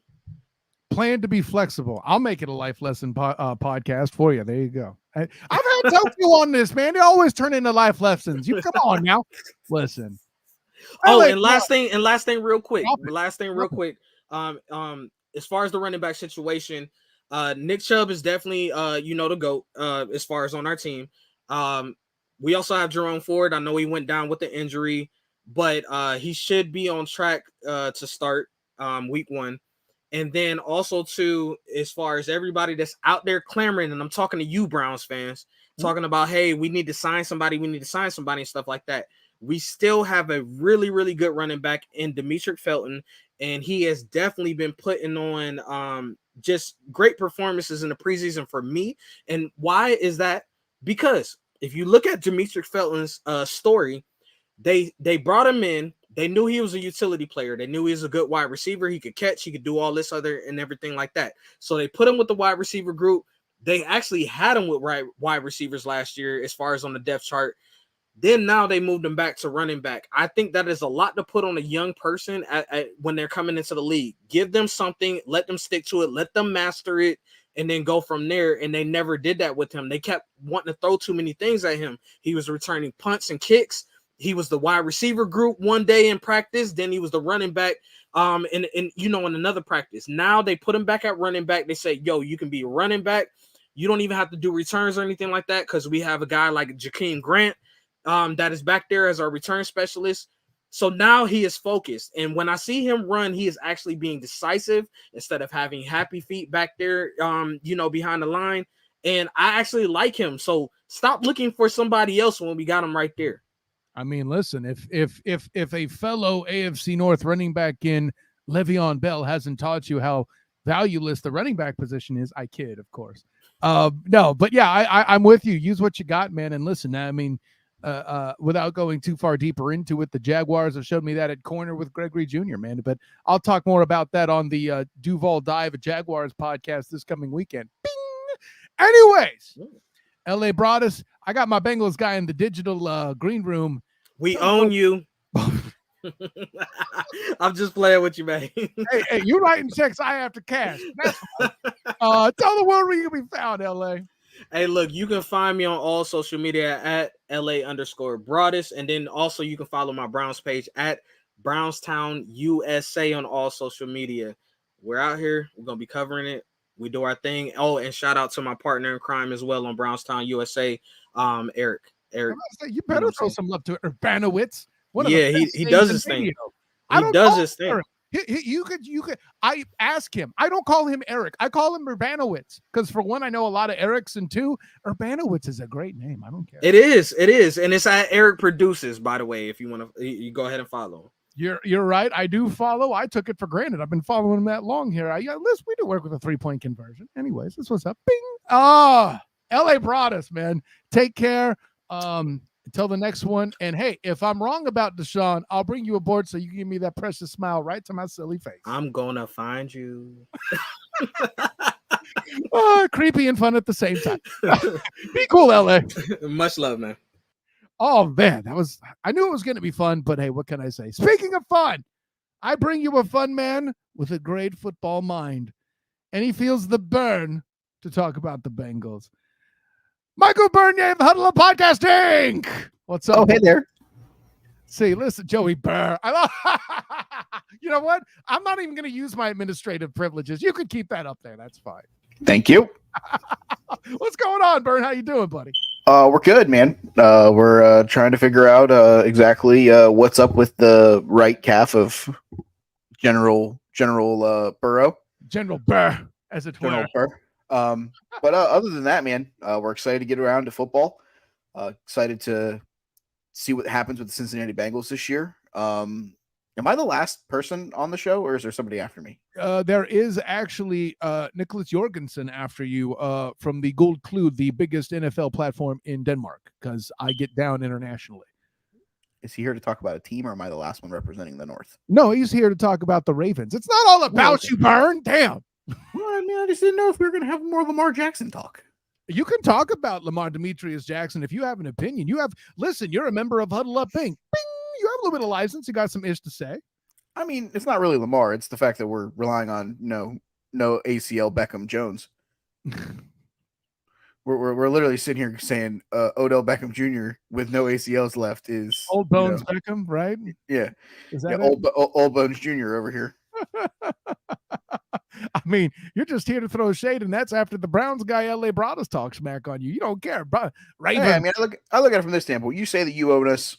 I say that Deshaun Watson may or may not own some other things, but we're either here nor there. I mean, it's cool. I get it. When was the last time the Browns went to the Super Bowl? Don't worry, I'll wait. You know the best thing about this smack talk here is I'm pretty confident both you guys will listen to the pod and hear each other. 100%. 100% we will. Mikey Byrne, man. First of all, I'll get right into it because you did bring up the right calf. Pop quiz for you, my friend. More concerning, Joey Burr coming back and trying to play after the appendectomy such that he did, or him trying to return with the calf in time for week 1? It's got to be the calf. Okay, tell me why. Because if you go back and watch that film, which I've watched about 7,304 times. Knowing you, I actually thought that number would have broken 10,000, but continue. I know you have a family. The first 4,000 was just more tears than it was like trying to watch the actual film. But and this is something that I've talked about with multiple friends of mine. Zach Taylor, can I ask a question to you, sir? Why the hell was he running in the first place? He had a sleeve on his calf that he ended up pulling. So there obviously was a issue with the calf in some way, shape, or form. Maybe I know guys that wear compression sleeves just cause. I don't know that it was for an issue that it pre-existed or not. Maybe you do. I don't know that. It didn't sound like there was. He was at 100% going into that practice. So it's one of those where I get it. He's trying to simulate gameplay, but sometimes blowing the whistle can save your season before you let him get to that point. Well, and knowing enough about Joey Burr from the limited personal interactions I've had with him, from seeing him in general, he's the kind of dude that he's like, it's 95%. Well, let me see how it feels. And it was a harmless impulse until, oh God. Now it's a Family Guy. Oh God, yeah. Peter. I don't know. Is it wrong for me to kind of put more of a Quagmire spin on Burr because he's handsome? I don't know. Maybe it's me, but no, man. But okay. So you're more worried about the calf, I get that. I mean, the reason why, in real reason why I'm more concerned about the calf is that's something that lingers. That's not something that's magically going to feel better tomorrow. The appendectomy, once the infection gets out of there, you're going to inevitably start to feel better as you heal. I can speak for that. I don't think that this is an injury that goes away unless you actually shut it down. If that means, are you saying you want him to miss any time? No, obviously I don't. Franchise guy, don't want him missing any time. But it's one of those where if I've trusted in either of my backups right now, I would almost consider, if he missed week 1, it being okay. Not that we would beat Cleveland, but I would say that for the long-term opportunity to advance throughout the AFC, if he was to miss week 1 and play the other 16 weeks at 95+%, I would trade a loss for an opportunity to run through the AFC. And that's a fair enough trade. And I'll put it this way. My predictions, such as they are going to keep this division pretty close to where one game could make the difference. So that's an interesting concept too, but we'll get into schedule talk a little bit later. Mm-hmm. For me, and obviously I know Bengal fans aren't going to want to hear your proclaiming such that it is for the opening week, because you already know who opening week is, and you're in Cleveland. So, Not great, Bob. You might have given LA a little bit more license for 5 straight in the Joey Burr era, unfortunately. Oh, and that's 100% possible. But if Yeah. Joe Burrow plays, they fixed a major flaw by signing Orlando Brown Jr. Thank you. And at the end of the day, if there's an opportunity to keep Joseph Burrow standing up more, this is the best offensive line he's played behind. Another year of Ted Karras, another year of Alex Kappa, Orlando Brown Jr., the eventual return of La'el Collins whenever he comes back from the knee injury that he suffered at the end of last year. There hasn't been a better offensive line in the Natty under the Burrow administration than there is going into 2023. In the Burr era, in the Berra, Yes. if you're so inclined, yes. No, I agree with that. That's, now that you say that out loud, I have to wholeheartedly, let me show you the painting again. Yes, I have to wholeheartedly agree with that statement that it is Fat Man certified. Kind of like your fantasy football podcast. Bing! Yes. I won't listen to anything Craig does because he's not credible, but I will plug it because you're my guy. Anyway, Excellent. Love that. Yeah, I threw shade at Craig. Deal with it. I'm okay with it. That's a lot of shade you have to throw. That's a big guy. Bro, listen, I'm uniquely qualified to tailor those kind of clothes, man. Who are you talking to? I'm bragging on this show about the fact I've been under 300 for over a year. Come at me, bro. Anyways. Just don't tell Ernest. He'll offer you cookies or some bullshit. I don't know. Been there, done that, this guy. Anyways. So how the hell do I follow that? You know what? Defense. I stopped myself from eating cookies with all these new factors. Could the Bengals protect themselves from the sugar of upcoming offenses with, it's not Eagles 6 new starters bad, but there's been some movement in the defense. I'm not here to tell you. I'll put it this way. When Peyton Manning won the Super Bowl with the Colts, I often referred to saying that the defense went to school late. They got the GED, the good enough defense.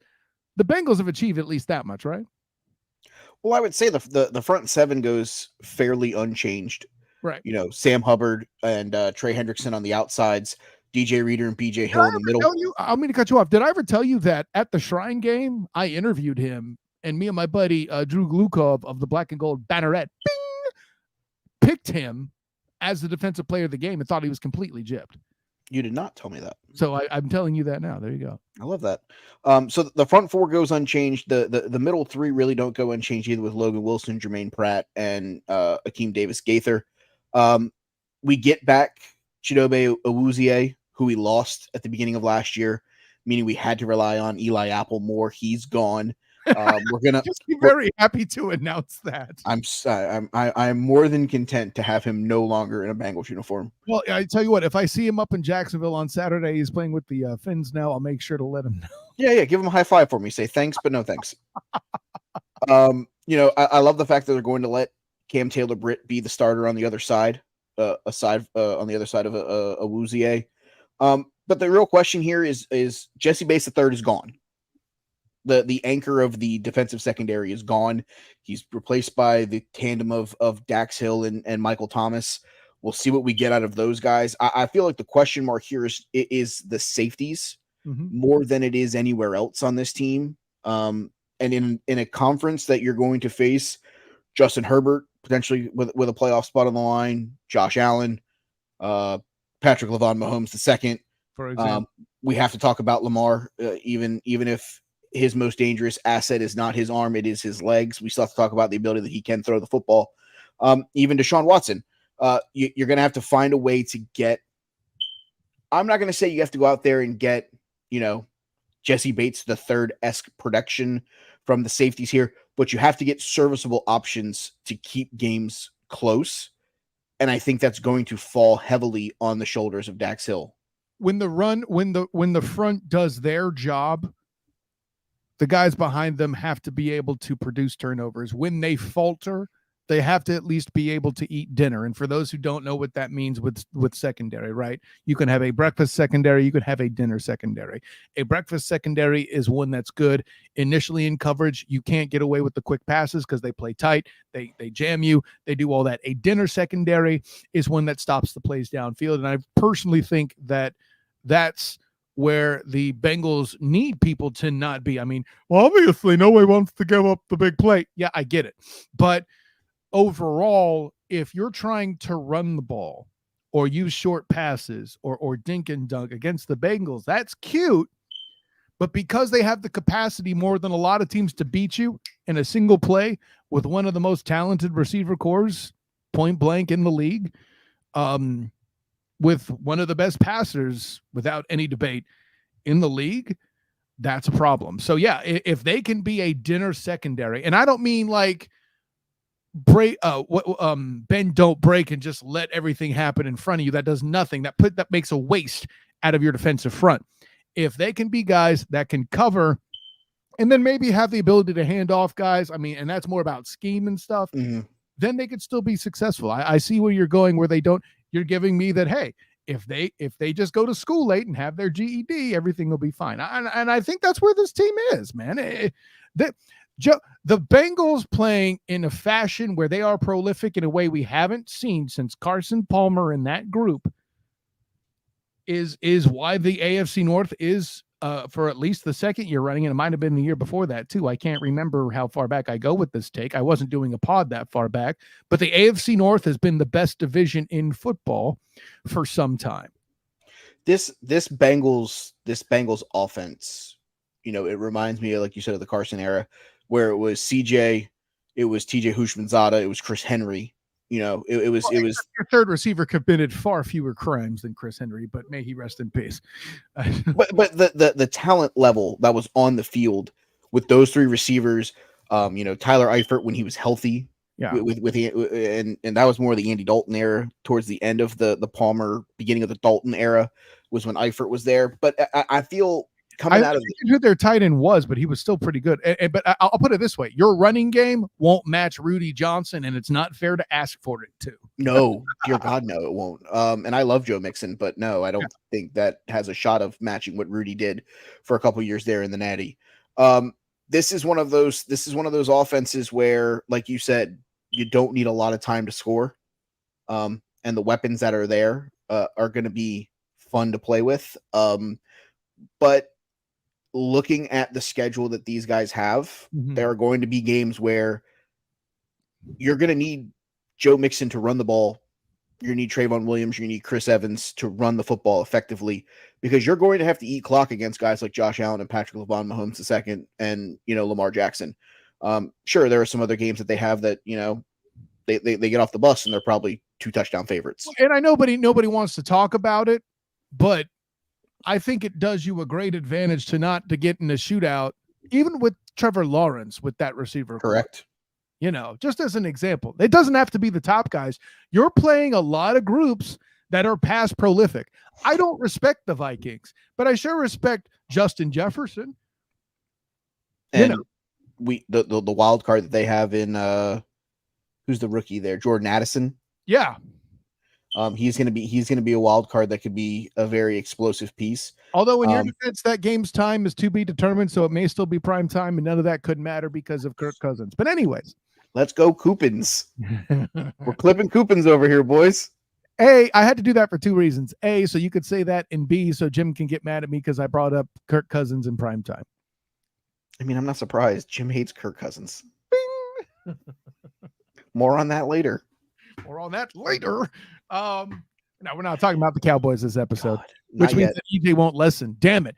Anyways, so yeah, listen, you mentioned the Browns schedule being tough as it is.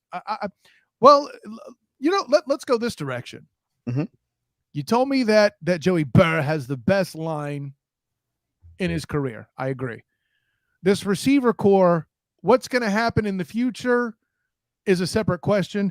It's amazing now. And I think the fact that looming aspect of what will happen in the future will make these guys bust ass even that much more in this year. We mentioned Joe Mixon. I like Joe Mixon, but I'm pretty sure the ground game is the weakest link here, right? I mean, not to be thoroughly negative, but like other than Joey Burr and his potential calf issues, like that's the biggest concern, right? Well, I think the concern is more if something happens to Joe Mixon. Okay. I actually think Joe Mixon is actually will be better behind this offensive line. Also, I think these guys are maulers. Certainly. My concern more is if Joe goes down, what are we getting from Chris Evans, Trayvon Williams, guys like that? That's why whenever the flashy names of Ezekiel Elliott and Dalvin Cook were floating around, there was a rumor that Zeke was going to have a visit to Cincinnati, and the first thing that went through my mind was, why do I want another hurt running back? Oh, that's why I'm not going to make my Dalvin Cook comment, because you'd have said the same thing. Anyway, exactly. I mean, honestly, I didn't think Dalvin made sense in Cincinnati, anyways. That's interesting. I don't think he made sense because of the money they're paying Joe Mixon. Okay, he doesn't make business sense. Correct. Correct. It's a business decision, not a his legs are dead and he's not a good running back decision. I think he's a great running back still. I think he's going to be just fine in a change of scenery. I think if Joe Mixon was not there, I think Dalvin Cook would have been a beautiful fit in Cincinnati. But from a business perspective, it just doesn't make sense whenever eventually you have to pay the two-headed monster at wide receiver, or one of them will not be wearing stripes eventually. Gotcha. Okay. So I think on paper, yes, the weakest link on the offense, aside from the tight end position, because Irv Smith Jr. has proven that he can't stay healthy either, would actually probably be Joe Mixon. And it's weird to say that, knowing that when you talk about Joe Mixon, he's had pretty good years the last couple of years. It's one of those things where the rest of this offense has taken such a step forward that Joe has to take that step forward with them this year to alleviate some of the in-game pressure on Joe Burrow. Well, okay. So here's where I'm at. And I hear that statement, and on paper it makes sense, but Burn, I got to push back because that's fine. I expect nothing less. When it comes Joseph, now come on, now I don't get on your case that much. I don't call you buddy. I mean, I expect pushback. But the question I would say is for a guy who people are trying to emulate Joe Montana as far as his ability to handle pressure. Mm-hmm. I really think that this is, and personally, I hate this philosophy, but the Bengals, everything is case sensitive, Burn. And I think the Bengals are that team where this case should be what rules. I think the pass should shut up the run. I think you could still get away with what is, one of the very many variations on the West Coast offense, run setting up the pass such that it did in the 80s and the early 90s. I think this is wouldn't be the first team to do it. Please check out Belichick's Patriots with Thomas Edward, Patrick Bieber, Brady, where they didn't hand the ball off. They threw it as a long handoff and made their handoffs to running backs and receivers as screen passes. That was their run game, right? Mm-hmm. But they used the pass to set up the run, and that got them the first part of the dynasty, along with great defense, which nobody talks about except for me and Richard Seymour, apparently. Bing! Anyways, but with all that aside, I think this is one of those groups that's nearly Belichickian in that way. That group I'm telling you about, I don't think they had a running back as good as Joe Mixon, depending on what year it was. Ironically, their best running back, and I know you'll know this name as a Bengals guy, when they were doing that sort of thing with the long handoffs, would have been Corey Dillon. Mm-hmm. So, and they got a Super Bowl with him, and it was another one of those things where they did a dink and dunk and would launch it eventually. And I think those are still in the Troy Brown years. So, like, you're not beating anybody down the field per se, except occasionally when Deion Branch got open. I think this is the same thing with just better talent. And Joe Mixon is that good enough running back that will run because everybody's sitting back. I would love the stats on how often the Bengals actually face a crowded box. And if this O-line is that good, the pass sets up the run. I would agree with you. Absolutely. 100%. Joe Mixon last year, 14 games, averaged 15 carries a game, ran for 815 yards, 7 touchdowns, added 60 catches out of the backfield. I feel like you're hitting the nail on the head about this get the ball out of Joe's hands quickly, get it into the hands of the playmakers, whether it's Jamar, whether it's T, whether it's Tyler Boyd, whether it's Joe Mixon, whomever it is that catches the football and then makes some people miss. I feel like that's going to be a major thing that this team does moving forward. And I think that you hit the nail on the head that this is going to be a team that the goal is to have as many quick and explosive plays as possible. and it may be a run that gets there, it may be a pass that gets there, but I think the mindset that this team offensively has is that there is not a defense in football that can stop us when we're on. So let's be on as much as we can and go from there. And I'll even add this too. Like I happen to be glancing at your core of tight ends here, and all but 2 of them are 255 or heavier. And I saw one personally, Mitchell Wilcox out of South Florida. Listen, he got beat every time I covered him by UCF when I was writing with the black and, or as I'm still writing with the black and gold banneret. Bing!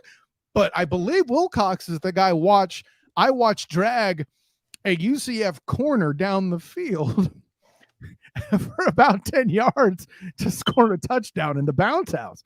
But I say all that to say, don't tell me you can't throw screens with tight ends like that on the field. So perhaps I'm adding a little more to your theory of get the ball out of hand quickly. And I mean, Jamar Chase running a screen, I mean, they're going to sit back anyway. Who's covering him tight, really? Who has the DBs for that? Marlon Humphreys is hurt with Baltimore. Will he be back by week 2? We don't know that. Are you impressed by corners in Pittsburgh? I know that Drax was, but are they ready for that? So I don't know. It's something I want to explore with you as a thinking man, Mikey Byrne. I'll leave it that way. Yeah, I mean, I don't think you're wrong. I mean, I don't think Marlon Humphreys is back for week 2. I think is back for the November 16th showdown in Baltimore, the Thursday night game. I think that's where you'll figure out exactly the best of the football. Oh, and I think that's where you'll figure out exactly where you stand with Jamar and that offense against premium corners. To be fair, I don't necessarily know that there's a corner in the first 6 weeks that I'm solely petrified about facing. Obviously, week 8 after the bye week, we go to you guys. We play San Francisco. I mean, obviously, that defense is going to pin its ears back and go right after Joe and test that offensive line. So I think that's a game where, it's going to be getting the ball out of his hands as quick as possible. I'll throw some spoiler. I got the Niners losing that game. The only reason why I give Cincinnati a slight edge is because they're coming off the bye week. Oh, and also a great point. Bye week and all that. I just think that the Bengals explosive offense that can score in an instant is the kind of things where you beat a team like this. And yeah, I'll leave it at that. But you know what? I'm breaking down records. Mikey Byrne, tell me what you got for your Bengals this season. I'm going to say the floor is 10. I'm going to say the ceiling is 13. Okay. So I'm a little closer to the floor. I have 11. And part of this is because of your dude's hamstring, such that it is. Some of the games that I don't know what to, or excuse me, thank you, calf. Hamstring would be even worse, obviously. Yeah. Such that it is. Yeah. I think the Browns are gonna sneak one away from you. I say we split with both Baltimore and Cleveland. I think we take both from Pittsburgh. I can't agree with that. I do, because I don't necessarily love a lot that they're doing offensively. I truthfully don't love their offense. I think their defense is fantastic. I think that's a game that if we sneak out with a 17-10 win, I think it's a success. But that's the thing. And either of us could just as easily be right or wrong. I think it's going to be that close. And I agree with you with that. Correct. Honestly, the first 6 weeks, the aside from Baltimore week 2, the only team that petrifies me is the game against Seattle. And we get to face them at home. They have to come to us. 1:00 game. West to east is always a bigger disadvantage, in my opinion. Exactly. And then after the bye, obviously we play San Francisco and Buffalo. Then we got the Houston game before the Thursday night game against Baltimore. I feel like that Houston game is a trap game if I've ever seen one. I have it down on here as a loss because what follows that Houston game, Mikey? I know you know. On the road in Baltimore on Thursday night. Hold on. You keep talking. I got to go get him. And then then it's the back-to-back. It's a trap. Yeah, it's a trap. It's a trap game like a mofo. And then the final stretch of the season, it's Minnesota, it's Pittsburgh, it's Kansas City on the road, it's Cleveland. most of those games are going to be games that you're going to have to win to stay afloat and stay ahead in the North race. I truly think that this was one that week 16, 17, and 18 will make or break who wins this division. I do believe that both Baltimore and Cincinnati make the playoffs. And I'm going to go out on a limb and say, I think Baltimore still makes it without Lamar Demetrius Jackson if he goes down because of the quarterback play of Tyler Huntley last year. Yep. I have been sold on Tyler Huntley that he's been serviceable. Absolutely. And it's one of those options where obviously the AFC on paper, you have the explosive options of teams that are going to be playing for wild card spots. The teams in the East, the Chargers, hopefully resurgent of the Denver Broncos. But basically, if Ryan Tannehill struggles out the gate, it's just going to be whoever wins the South. So I think if for some reason Lamar goes down, I don't necessarily know that I pull the pin on Baltimore season and say that it's over. Because they've been getting serviceable play enough from him. Hell, they went into Cincinnati and it took one of the most athletic plays that I've ever seen a defensive end make in Sam Hubbard, the rumble in the natty to beat them. I mean, let's I'm not going to sit here and sugarcoat it. You know, that they were inches away from winning that football game, and it took Sam making an incredible play and then running it the whole way back. So I don't think this is going to be easy by any stretch of the imagination. I think that this is going to be a dogfight. I think this is going to be one of the best divisional battles in football over the last couple of years. I'm excited to be the Vegas betting line favorite to win it, but I will tell you that on what's today's date, the 23rd. It's time to pack your lunch and put on your hard hat because it's time to go to work. And we're gonna need to go to work. Man, Mikey Byrne, I don't have anything more to add than those words of wisdom right there because they're pretty damn solid. Tell the world where you can be found, my friend. You can follow me on Twitter if you would like at They Call Me Byrne. You can listen to me talk about football fantasy related on the FKC Fantasy Hour with myself, my good friend Ryan and Craig, where we'll talk about what you could use to help win your fantasy football leagues. I will be making periodic appearances on the Huddle Up podcast. I will also be in the chats, keeping the chat going at 100 miles an hour. And now that I actually know that my stats will be tracked, I will treat them differently. Yes. I'm going to warn you already for the upcoming show. Is it this Tuesday or the following? 29th. It's this Tuesday. Okay. Yeah, it is this Tuesday. I knew that. I'm going to probably get the Heisman Trophy wrong, but I want it acknowledged in the stats. I'm not picking the popular pick. I will let you know that I will have the asterisk next to it that you're not taking Caleb Williams. because breaking news here on the show, I'm not either. Woo! I guess you'll have to watch on Tuesday to figure that out, Mikey Byrne, on the Huddle Up Podcast YouTube channel. Bing! Wow. Plugging it. That's what she said. Mikey Byrne, an honor, joy, and privilege, my friend. Thanks for coming aboard. A good time as always. I know you'll be back, and we'll be talking soon, man. Just listen. If people are going to listen to your fantasy podcast, just make sure you tell them not to listen to Craig. Are we going to do the awards? Oh yeah. Yeah. All right, running that back. All right, cool. Then I'll see you soon, bud. It's a tradition at this point, isn't it? Hell yeah. Look at you plugging it like a bad mamma jamma too. I'll see you working, Mikey Byrne. This dude is on fire, and not later, just because his name's Byrne, man. You take care, man. Say it. Mikey Byrne doing the good things, man. What can I say? What can he say? Today it's your day to say you're welcome, Mikey Byrne. That's how excited I'm getting about it. That's what's up. I threw some of that Maui schmack. What you gonna do? What you gonna do, brother? He's a wrestling fan too. He'll get that reference as he logs out of the virtual green room there. That'll be fun. It is fun. It's Mikey Byrne, damn it. Anyways, why am I going on and on hyping? Because I'm trying to buy time to bring in Denmark's very own Nicholas Jorgensen of the Gul Klud podcast, Yellow Flag, if you prefer English.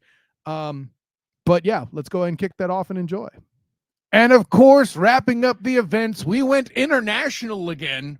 Not to say that my guys here domestically covering the AFC North are in any way boring at all, But listen, when you have a guy who is this talented and this smart, I'm going to go to the tape to show you what my man Nicholas Jorgensen can do. Watch this.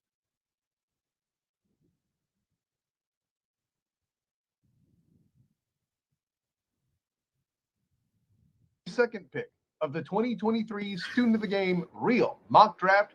Here's Nicholas Jorgensen of the Yellow Flag Podcast. All right, with the 22nd pick of the 2023 NFL Draft, the Baltimore Ravens select Zay Flowers, wide receiver from Boston College. No matter who's playing quarterback for the Ravens next year, they'll need to upgrade their receiving talent. And that's what they do with this pick. Zay Flowers can play from the slot. He's fast as hell, and he'll provide some much-needed speed to this Baltimore Ravens offense. So what he did right there that you witnessed, folks, is call that something hot, the most on-target pick in the entirety of the Student of the Game Real Mock Draft. I was celebrating. That's why I'm not wearing the commissioner shirt and tie. I'm over here throwing, yeah, Nick Ross, So welcome in Nicholas Jorgensen of the Gul Klud, the Nostradamus of the Student of the Game Real Mock Draft. Congratulations on making that correct pick. Welcome aboard, my guy. Thank you, my friend, and thank you for bringing that up. That's some good memories right there. Got that one right, and I must say, been watching the Ravens this preseason. Zay Flowers is looking pretty damn good. Yeah, man, listen, and I want to just jump right into that part. Obviously, you and I spoke at length in the offseason about Lamar Demetrius Jackson getting his deal. You and I both thought he should get his deal. You and I both had a commonality in thinking they should draft 4 offensive weapons, regardless of whether it was going to be Lamar Demetrius Jackson or Huntley, that they maintain to start in the event they didn't sign him, which, I know you're relieved that they threw him the bag. But Zay Flowers being the pick, I know we like that. I know it made sense when you made the pick. It's the rest of the receiver core I'm not so confident in. That offense, I get it, but it's a 17-week season, man. Odell isn't. Can Odell give you 17 games, and do you have enough weapons to execute this expanded offense that parting with Greg Roman is supposed to have provided? Yeah, and just let's start off with a stat. Last season, the Ravens, they played 11 personnel on 11.6% of their plays. No other team was below 33%. No other. So the Ravens were not geared to do what they're trying to do now. That's why they brought in Zay Flowers. That's why they brought in Odell Beckham. That's why they brought in Nelson Aguilar as well, who's been under the radar doing some good stuff for the Ravens this offseason. So, of course we have the injury doubts, but for what I've been seeing, what I've been hearing, Odell looks sharp. He looks like the guy who won the Super Bowl for the Los Angeles Rams before he cracked up his knee. So, of course, there's always the injury concern, but if he's anywhere near the player that he was in the Super Bowl run for the Rams, they'll be good to go. And that's the ambition for this team this season. They're trying to win the Super Bowl. Listen, being a man that does data for a living is a day job. Let me break that. So the starting 11 that took the snaps only took 11% of the snaps. Is that what I'm hearing you tell me? They played 11 personnel, 11 personnel. So that's the modern NFL offense. Oh, okay. So you're not talking about a number. You're talking about a player package. Okay, I got Exactly. you. So yeah, 11 that's what you meant by 11 personnel. Okay, yeah, now I'm back up with you. So yeah, that play style is okay. So and for those that may not follow it, what is unique or what is special about the 11 personnel that made the Ravens different like that? Obviously it's less explosive, right? The 11 personnel is more run. It's not the run. It's the opposite of the run-based formations. So you have this. It's the more pass-heavy concept. So, and that's what sticks out is that the Ravens, they played so heavy on the run last season with Greg Roman as the offensive coordinator, and they've been doing so since he took over the job. So they were so low doing the traditional, now the modern passing on offense concepts. So the transition to that now, that will be one heck of a job for Todd Monken and this offense because they're not used to it. Lamar is not used to it. So now what they're doing is they're handing Lamar Jackson the contract extension, $260 million. You're giving Todd Monken the contract. You're putting him in charge of the system, and now you're trying to unleash Lamar Jackson. How will he fit in this offense? Will he play up to the standards of Patrick Mahomes or Justin Herbert, who also got his contract extension, Right. or will he fall back to the other deeps? Going out running by himself because he can't figure it out. That's probably the biggest question for the Ravens this season.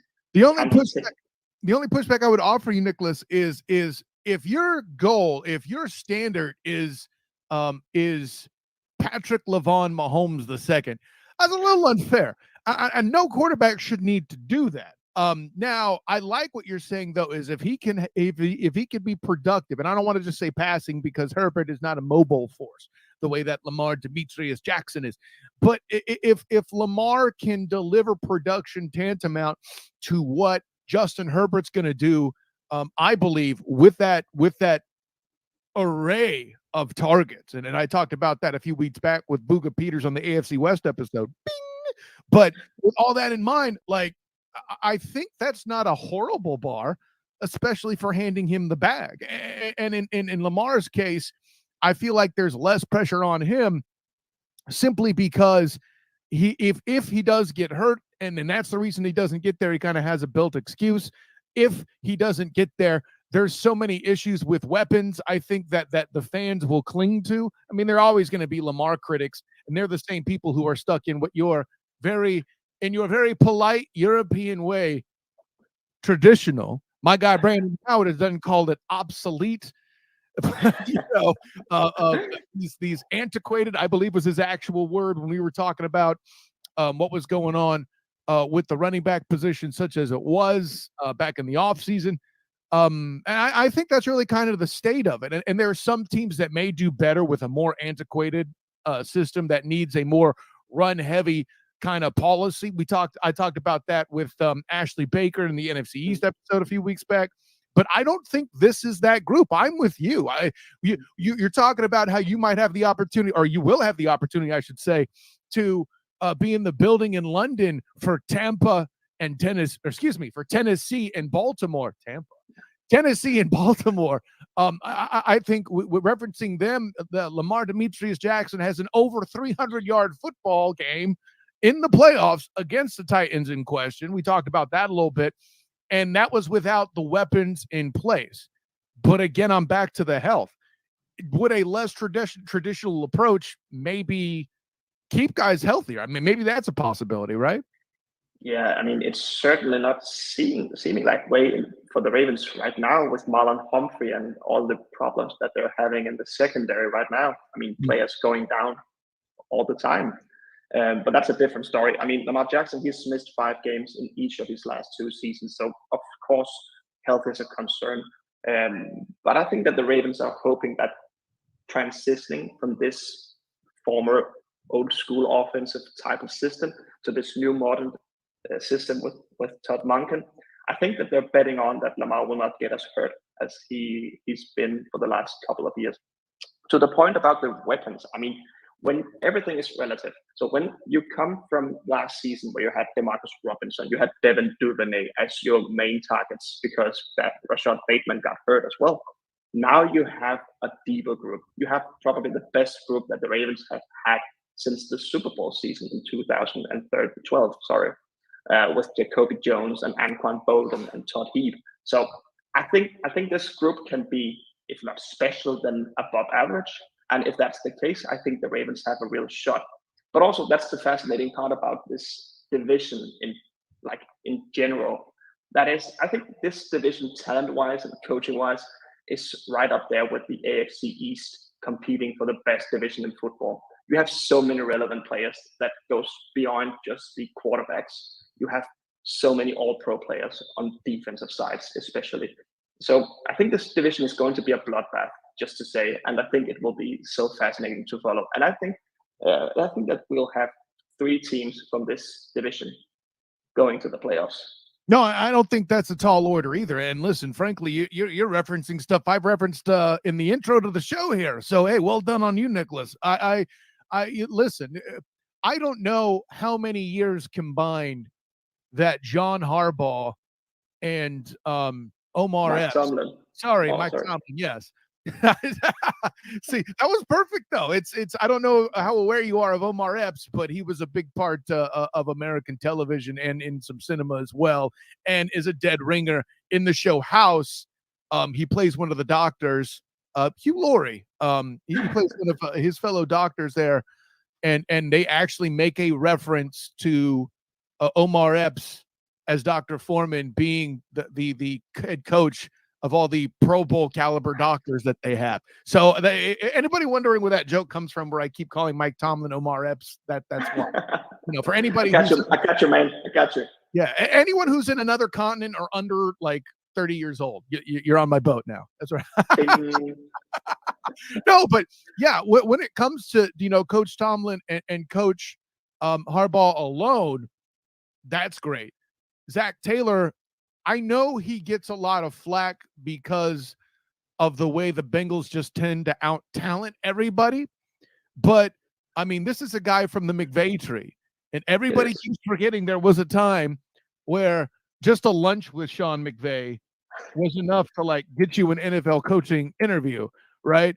Yeah. I mean, so there's that. He's from that tree. And, oh, by the way, has been to a Super Bowl with an incredibly young quarterback. And not to say that, Joey Burr is just another quarterback, but, that to me, that's still impressive. And Kevin Stefanski might be the best coach Cleveland's had in some time. So. Yeah, but he's under some pressure this season after what he's been through last season, and also because of the bet that the organization has made on Deshaun Watson. So, I mean, looking at the Browns from last season, it was staggering how efficient they were with Jacoby Brissett being their quarterback, but also how surprisingly bad they were with Deshaun Watson as their quarterback. And I know that Deshaun Watson, he's been out for some seasons because he's been sued by 20 women for sexual misconduct, and that is difficult to talk about. But I thought that he lacked feel for the game. Despite the high expectations, he seems so robotic, so to speak. And they need to do something about that. They need to give Deshaun Watson some more easy buttons, so to speak, like in the RPO system. They need to do something to help him next season. Otherwise, they'll be screwed. So he needs an easy button. So what you're trying to say is they need more staples to their offense? Some would say. If no one remembers that the Staples office supply shop is what started the easy button trend, I can't help you. All right. That's a clever joke. You're the problem. No, not anyways. No. And I talked about that a little bit with LA Broadus of Brownsville, Browntown, USA, before you came in. Obviously, he was one of the guys we had leading up to you here, Nicholas, but for me, and I'll say it again here real quick just to see if you get a react, if I can get your reaction real quick as somebody who follows the Ravens as closely as you do with your work with Gul Klud.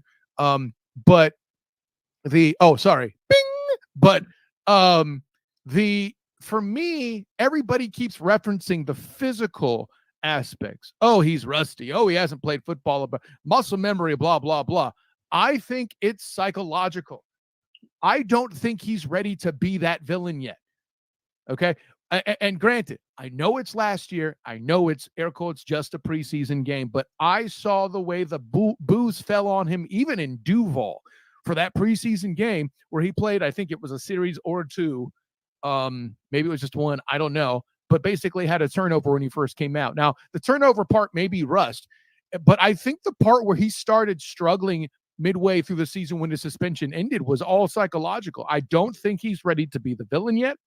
And I know that, LA and I got into it because, we got into the topic, I'll say.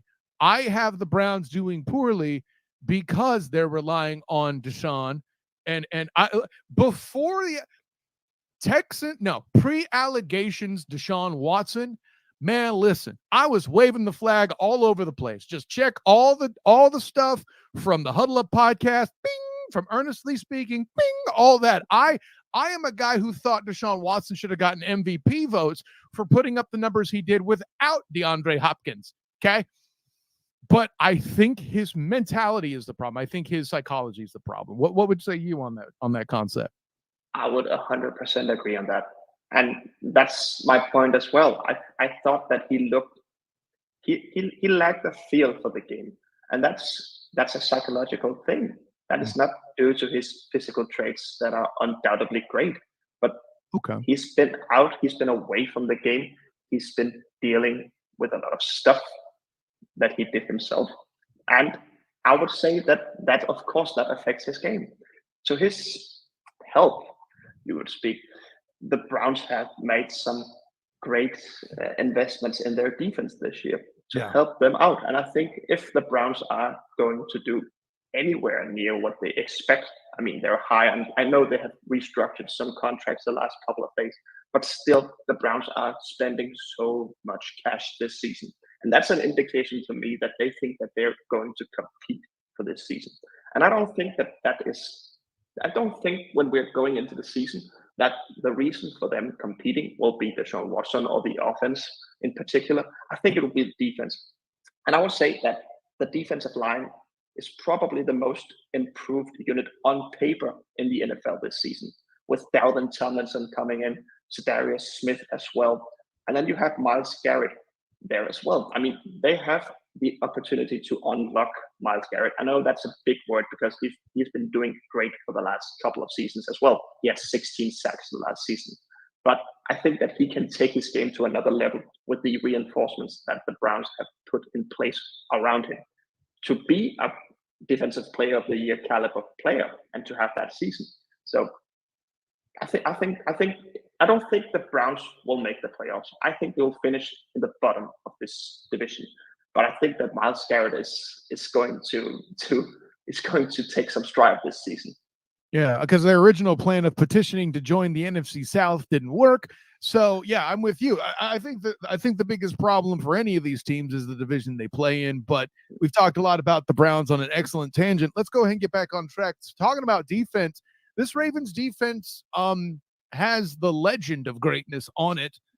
Me personally, I'm not saying they're better. I'm saying I like the Ravens 2000 defense from a watchability standpoint more than the Tampa 2003 Super Bowl defense, even though I'm sure it'll get me some flack, even though there's some players on that defense I like better.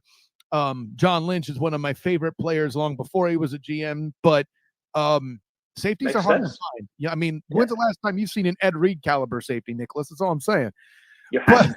But defensively for the Ravens, I'm not here to say they took a step back, but what makes them still dangerous? They don't have Calais Campbell anymore, for example. There's a lot of movement there. What do we have there out of that defense? Yeah, and besides Calais Campbell, they lost Justin Houston and they lost Jason Pierre-Paul as well. Mm-hmm. So that's some veterans right there. But I think the buzz about the Ravens defense is down to the defensive coordinator, who's a kind of young guy, Mike McDonald.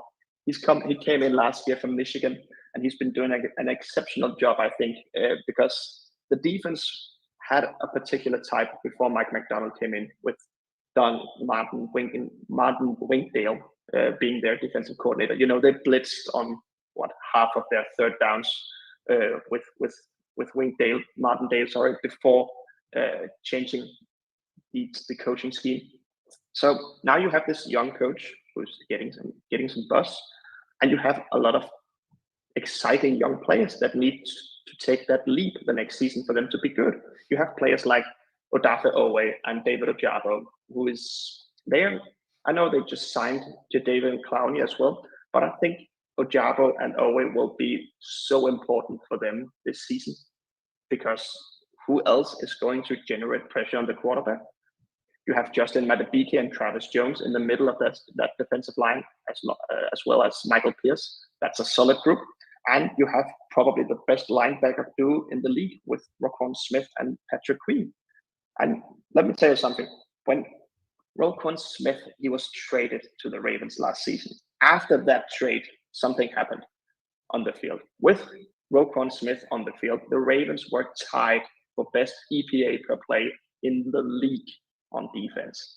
So they took a drastic step in the right direction, getting Roquan Smith there.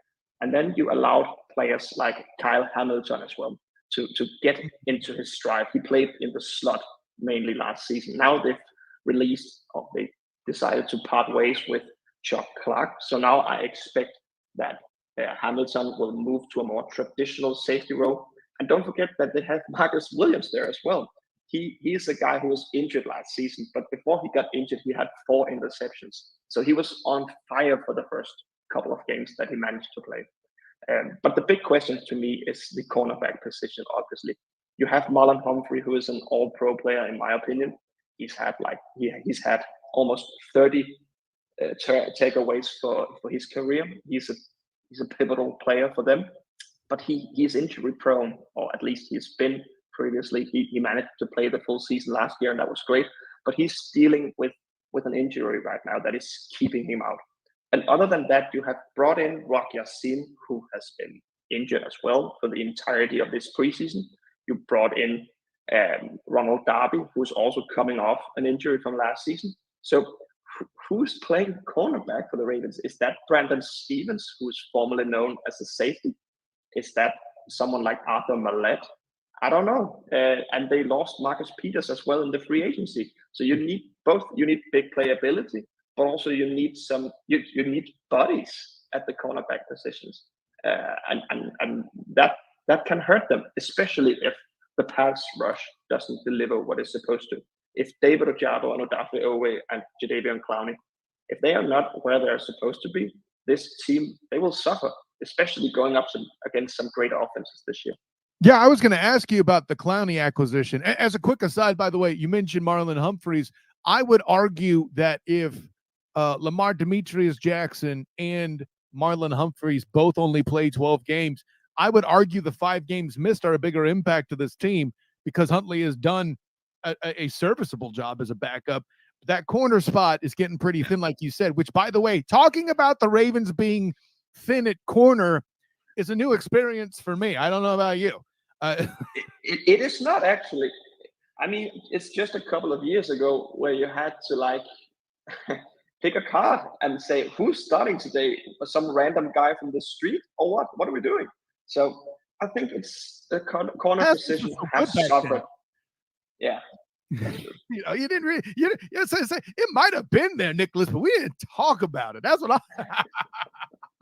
No, hey, listen. Talking to Nicholas Jorgensen of the premier NFL Danish platform Gul Klud. I have to say, but yeah, we were talking about Jadeveon Clowney, which, by the way, I don't know if you've seen his Michigan hit. Just look up Jadeveon Clowney Michigan hit on YouTube if you haven't yet. I almost have commissioned somebody to make a painting of that dude's helmet coming off as he pops him in the backfield. Hey, listen, for my college people, if you know, you know, okay. But yeah, just is that enough to upgrade the pass rush? I mean, I feel like Clowney is kind of long in the tooth to really make that big an impact. But I said the same thing about Calais Campbell, and there we were last year. So. Yeah, I would agree with you because I see Clowney as more of a pocket mover, so to speak, by now than a premier pass rusher. Mm-hmm. So that's why I keep coming back to David Ojabo. I keep coming back to Odafe Owe. I think that the production will have to come from one of those guys. Hopefully, both of them. They knew each other from the high school games as well, where they formed this incredible duo. And I hope that they can reunite with that chemistry as well now. I think the Ravens and Clowney, they have been linked together for the last couple of seasons. Every time that Clowney has been a free agent, the Ravens have popped up as one of the suitors, so to speak, for Clowney. And I think that comes down to one of these games for the Texans against the Ravens. I remember that as well, where he wrecked them. I mean, he was crushing Marshall Yanda. Marshall Yanda was getting his ass kicked, and that didn't happen in that period of time. No. So ever since that, I think the Ravens have just fallen in love with Jadeveon Clowney and what he can do physically. So now it's up to him to show that he is the real deal for them. But I don't think that he'll be more than a rotational guy or like a very specific type of game situation guy that they will plug in. So yeah, that is not the. I don't know if Clowney is going to be the answer. Let's see. No, I can get behind that in itself, man. And I'll say this: it's always hard to pick this team. We've already addressed the injury bug such that it is, but now it's time to put the feet to the fire and ask the question, my friend. What do you see them finishing this year? I see them finishing second in the AFC North, second behind the Cincinnati Bengals. I still think that the Bengals are the team to beat in this division. I think that the Bengals they're one of the most complete teams in the NFL. I think the Ravens, they have some questions. How do they, as we've talked about already, how do they transition with the Todd Monken offense? How do they cope with the cornerback position and all the injuries that's already stacking up there?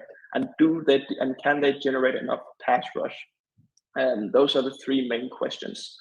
But I think that they will compete. I think they will sneak in to a second spot in front of the Steelers. And I think that they will win at least 10 games this season. And if Lamar Jackson, he's fully healthy, I think this team can go on a run in the playoffs. I definitely think so. And that, in my opinion, that is the criteria of success for the Ravens this season. Going to the playoffs and winning a playoff game. That is the criteria of success. And then in the following seasons, you can build upon that. Now you have certainty with Lamar Jackson and the contract extension. And then for next season and all the season after that, they'll be coming for the Chiefs. I think so. Well, you know, I see a lot of stuff I agree with you on you there. I mean, you and I both know trying to beat the Bengals is a difficult task. I honestly, to this point, you would have, I'll put it this way. I won't talk about my prediction such that it was with Mike Bernier, but what I will say is the past two seasons I've been high on the Ravens, and it's been injuries that's killed them. And I've looked smart when I said, hey, y'all fools forget about the Ravens just because they got hurt last year. I think that'll increase too as talk about the money impact that Lamar Demetrius Jackson will hold. It's not Joe Flacco bad, but it's going to be bad. But of course it is. But yeah, you have options. You have options as the Ravens, and you have young players coming up. You have Safe Flowers, as we talked about earlier. You have, I know he's not a young player, but you have Ronnie Stanley coming back. He didn't play on a full health last season. He's healthy. He was an all-pro left tackle before he got hurt.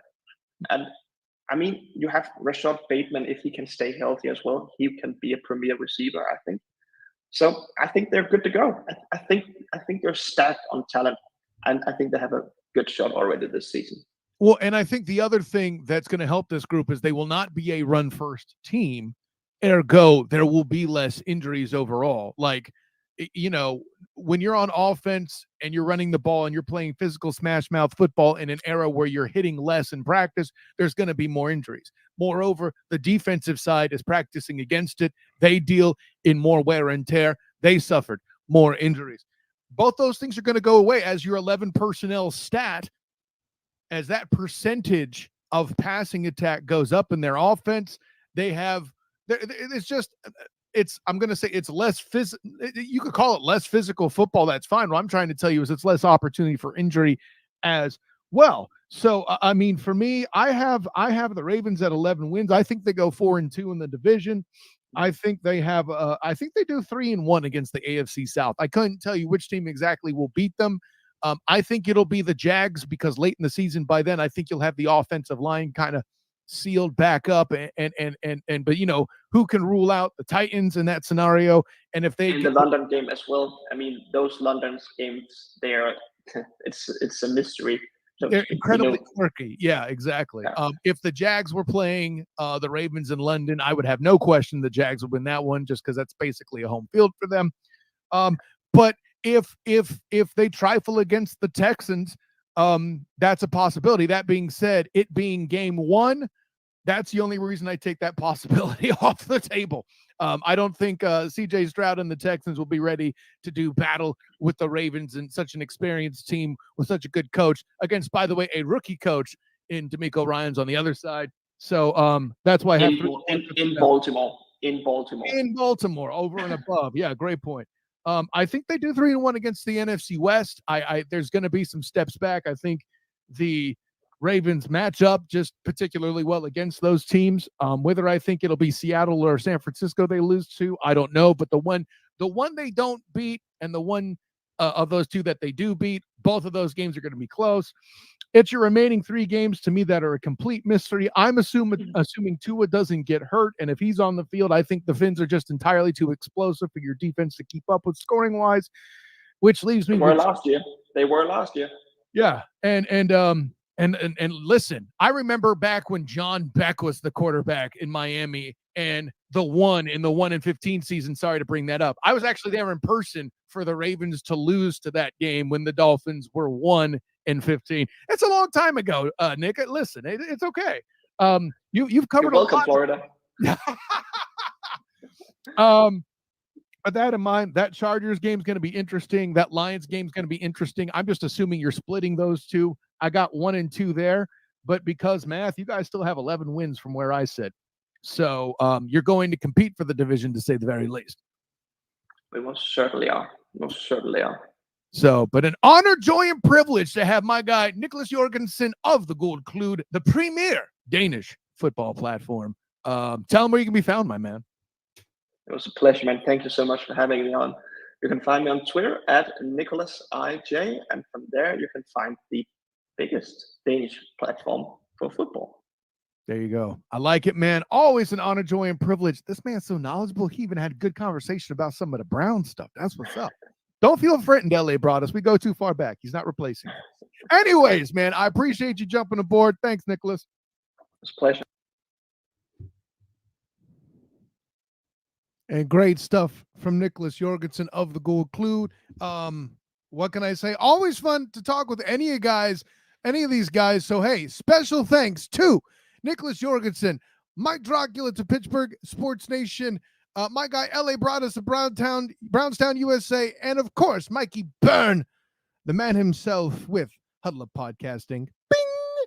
Thanks to all of you for coming aboard. And of course, I am Kyle Nash, the student of the game, with the Black and Gold Banneret, with the Jaguar Report, with the 3-point conversion, with A7BN Sports, and of course, with Huddle Up Bank, checking out all that action. Thank you so much to everybody involved. Thanks, of course, also to Sertoba Media, where the struggle is real to be awesome, for putting this on your YouTube channel as well.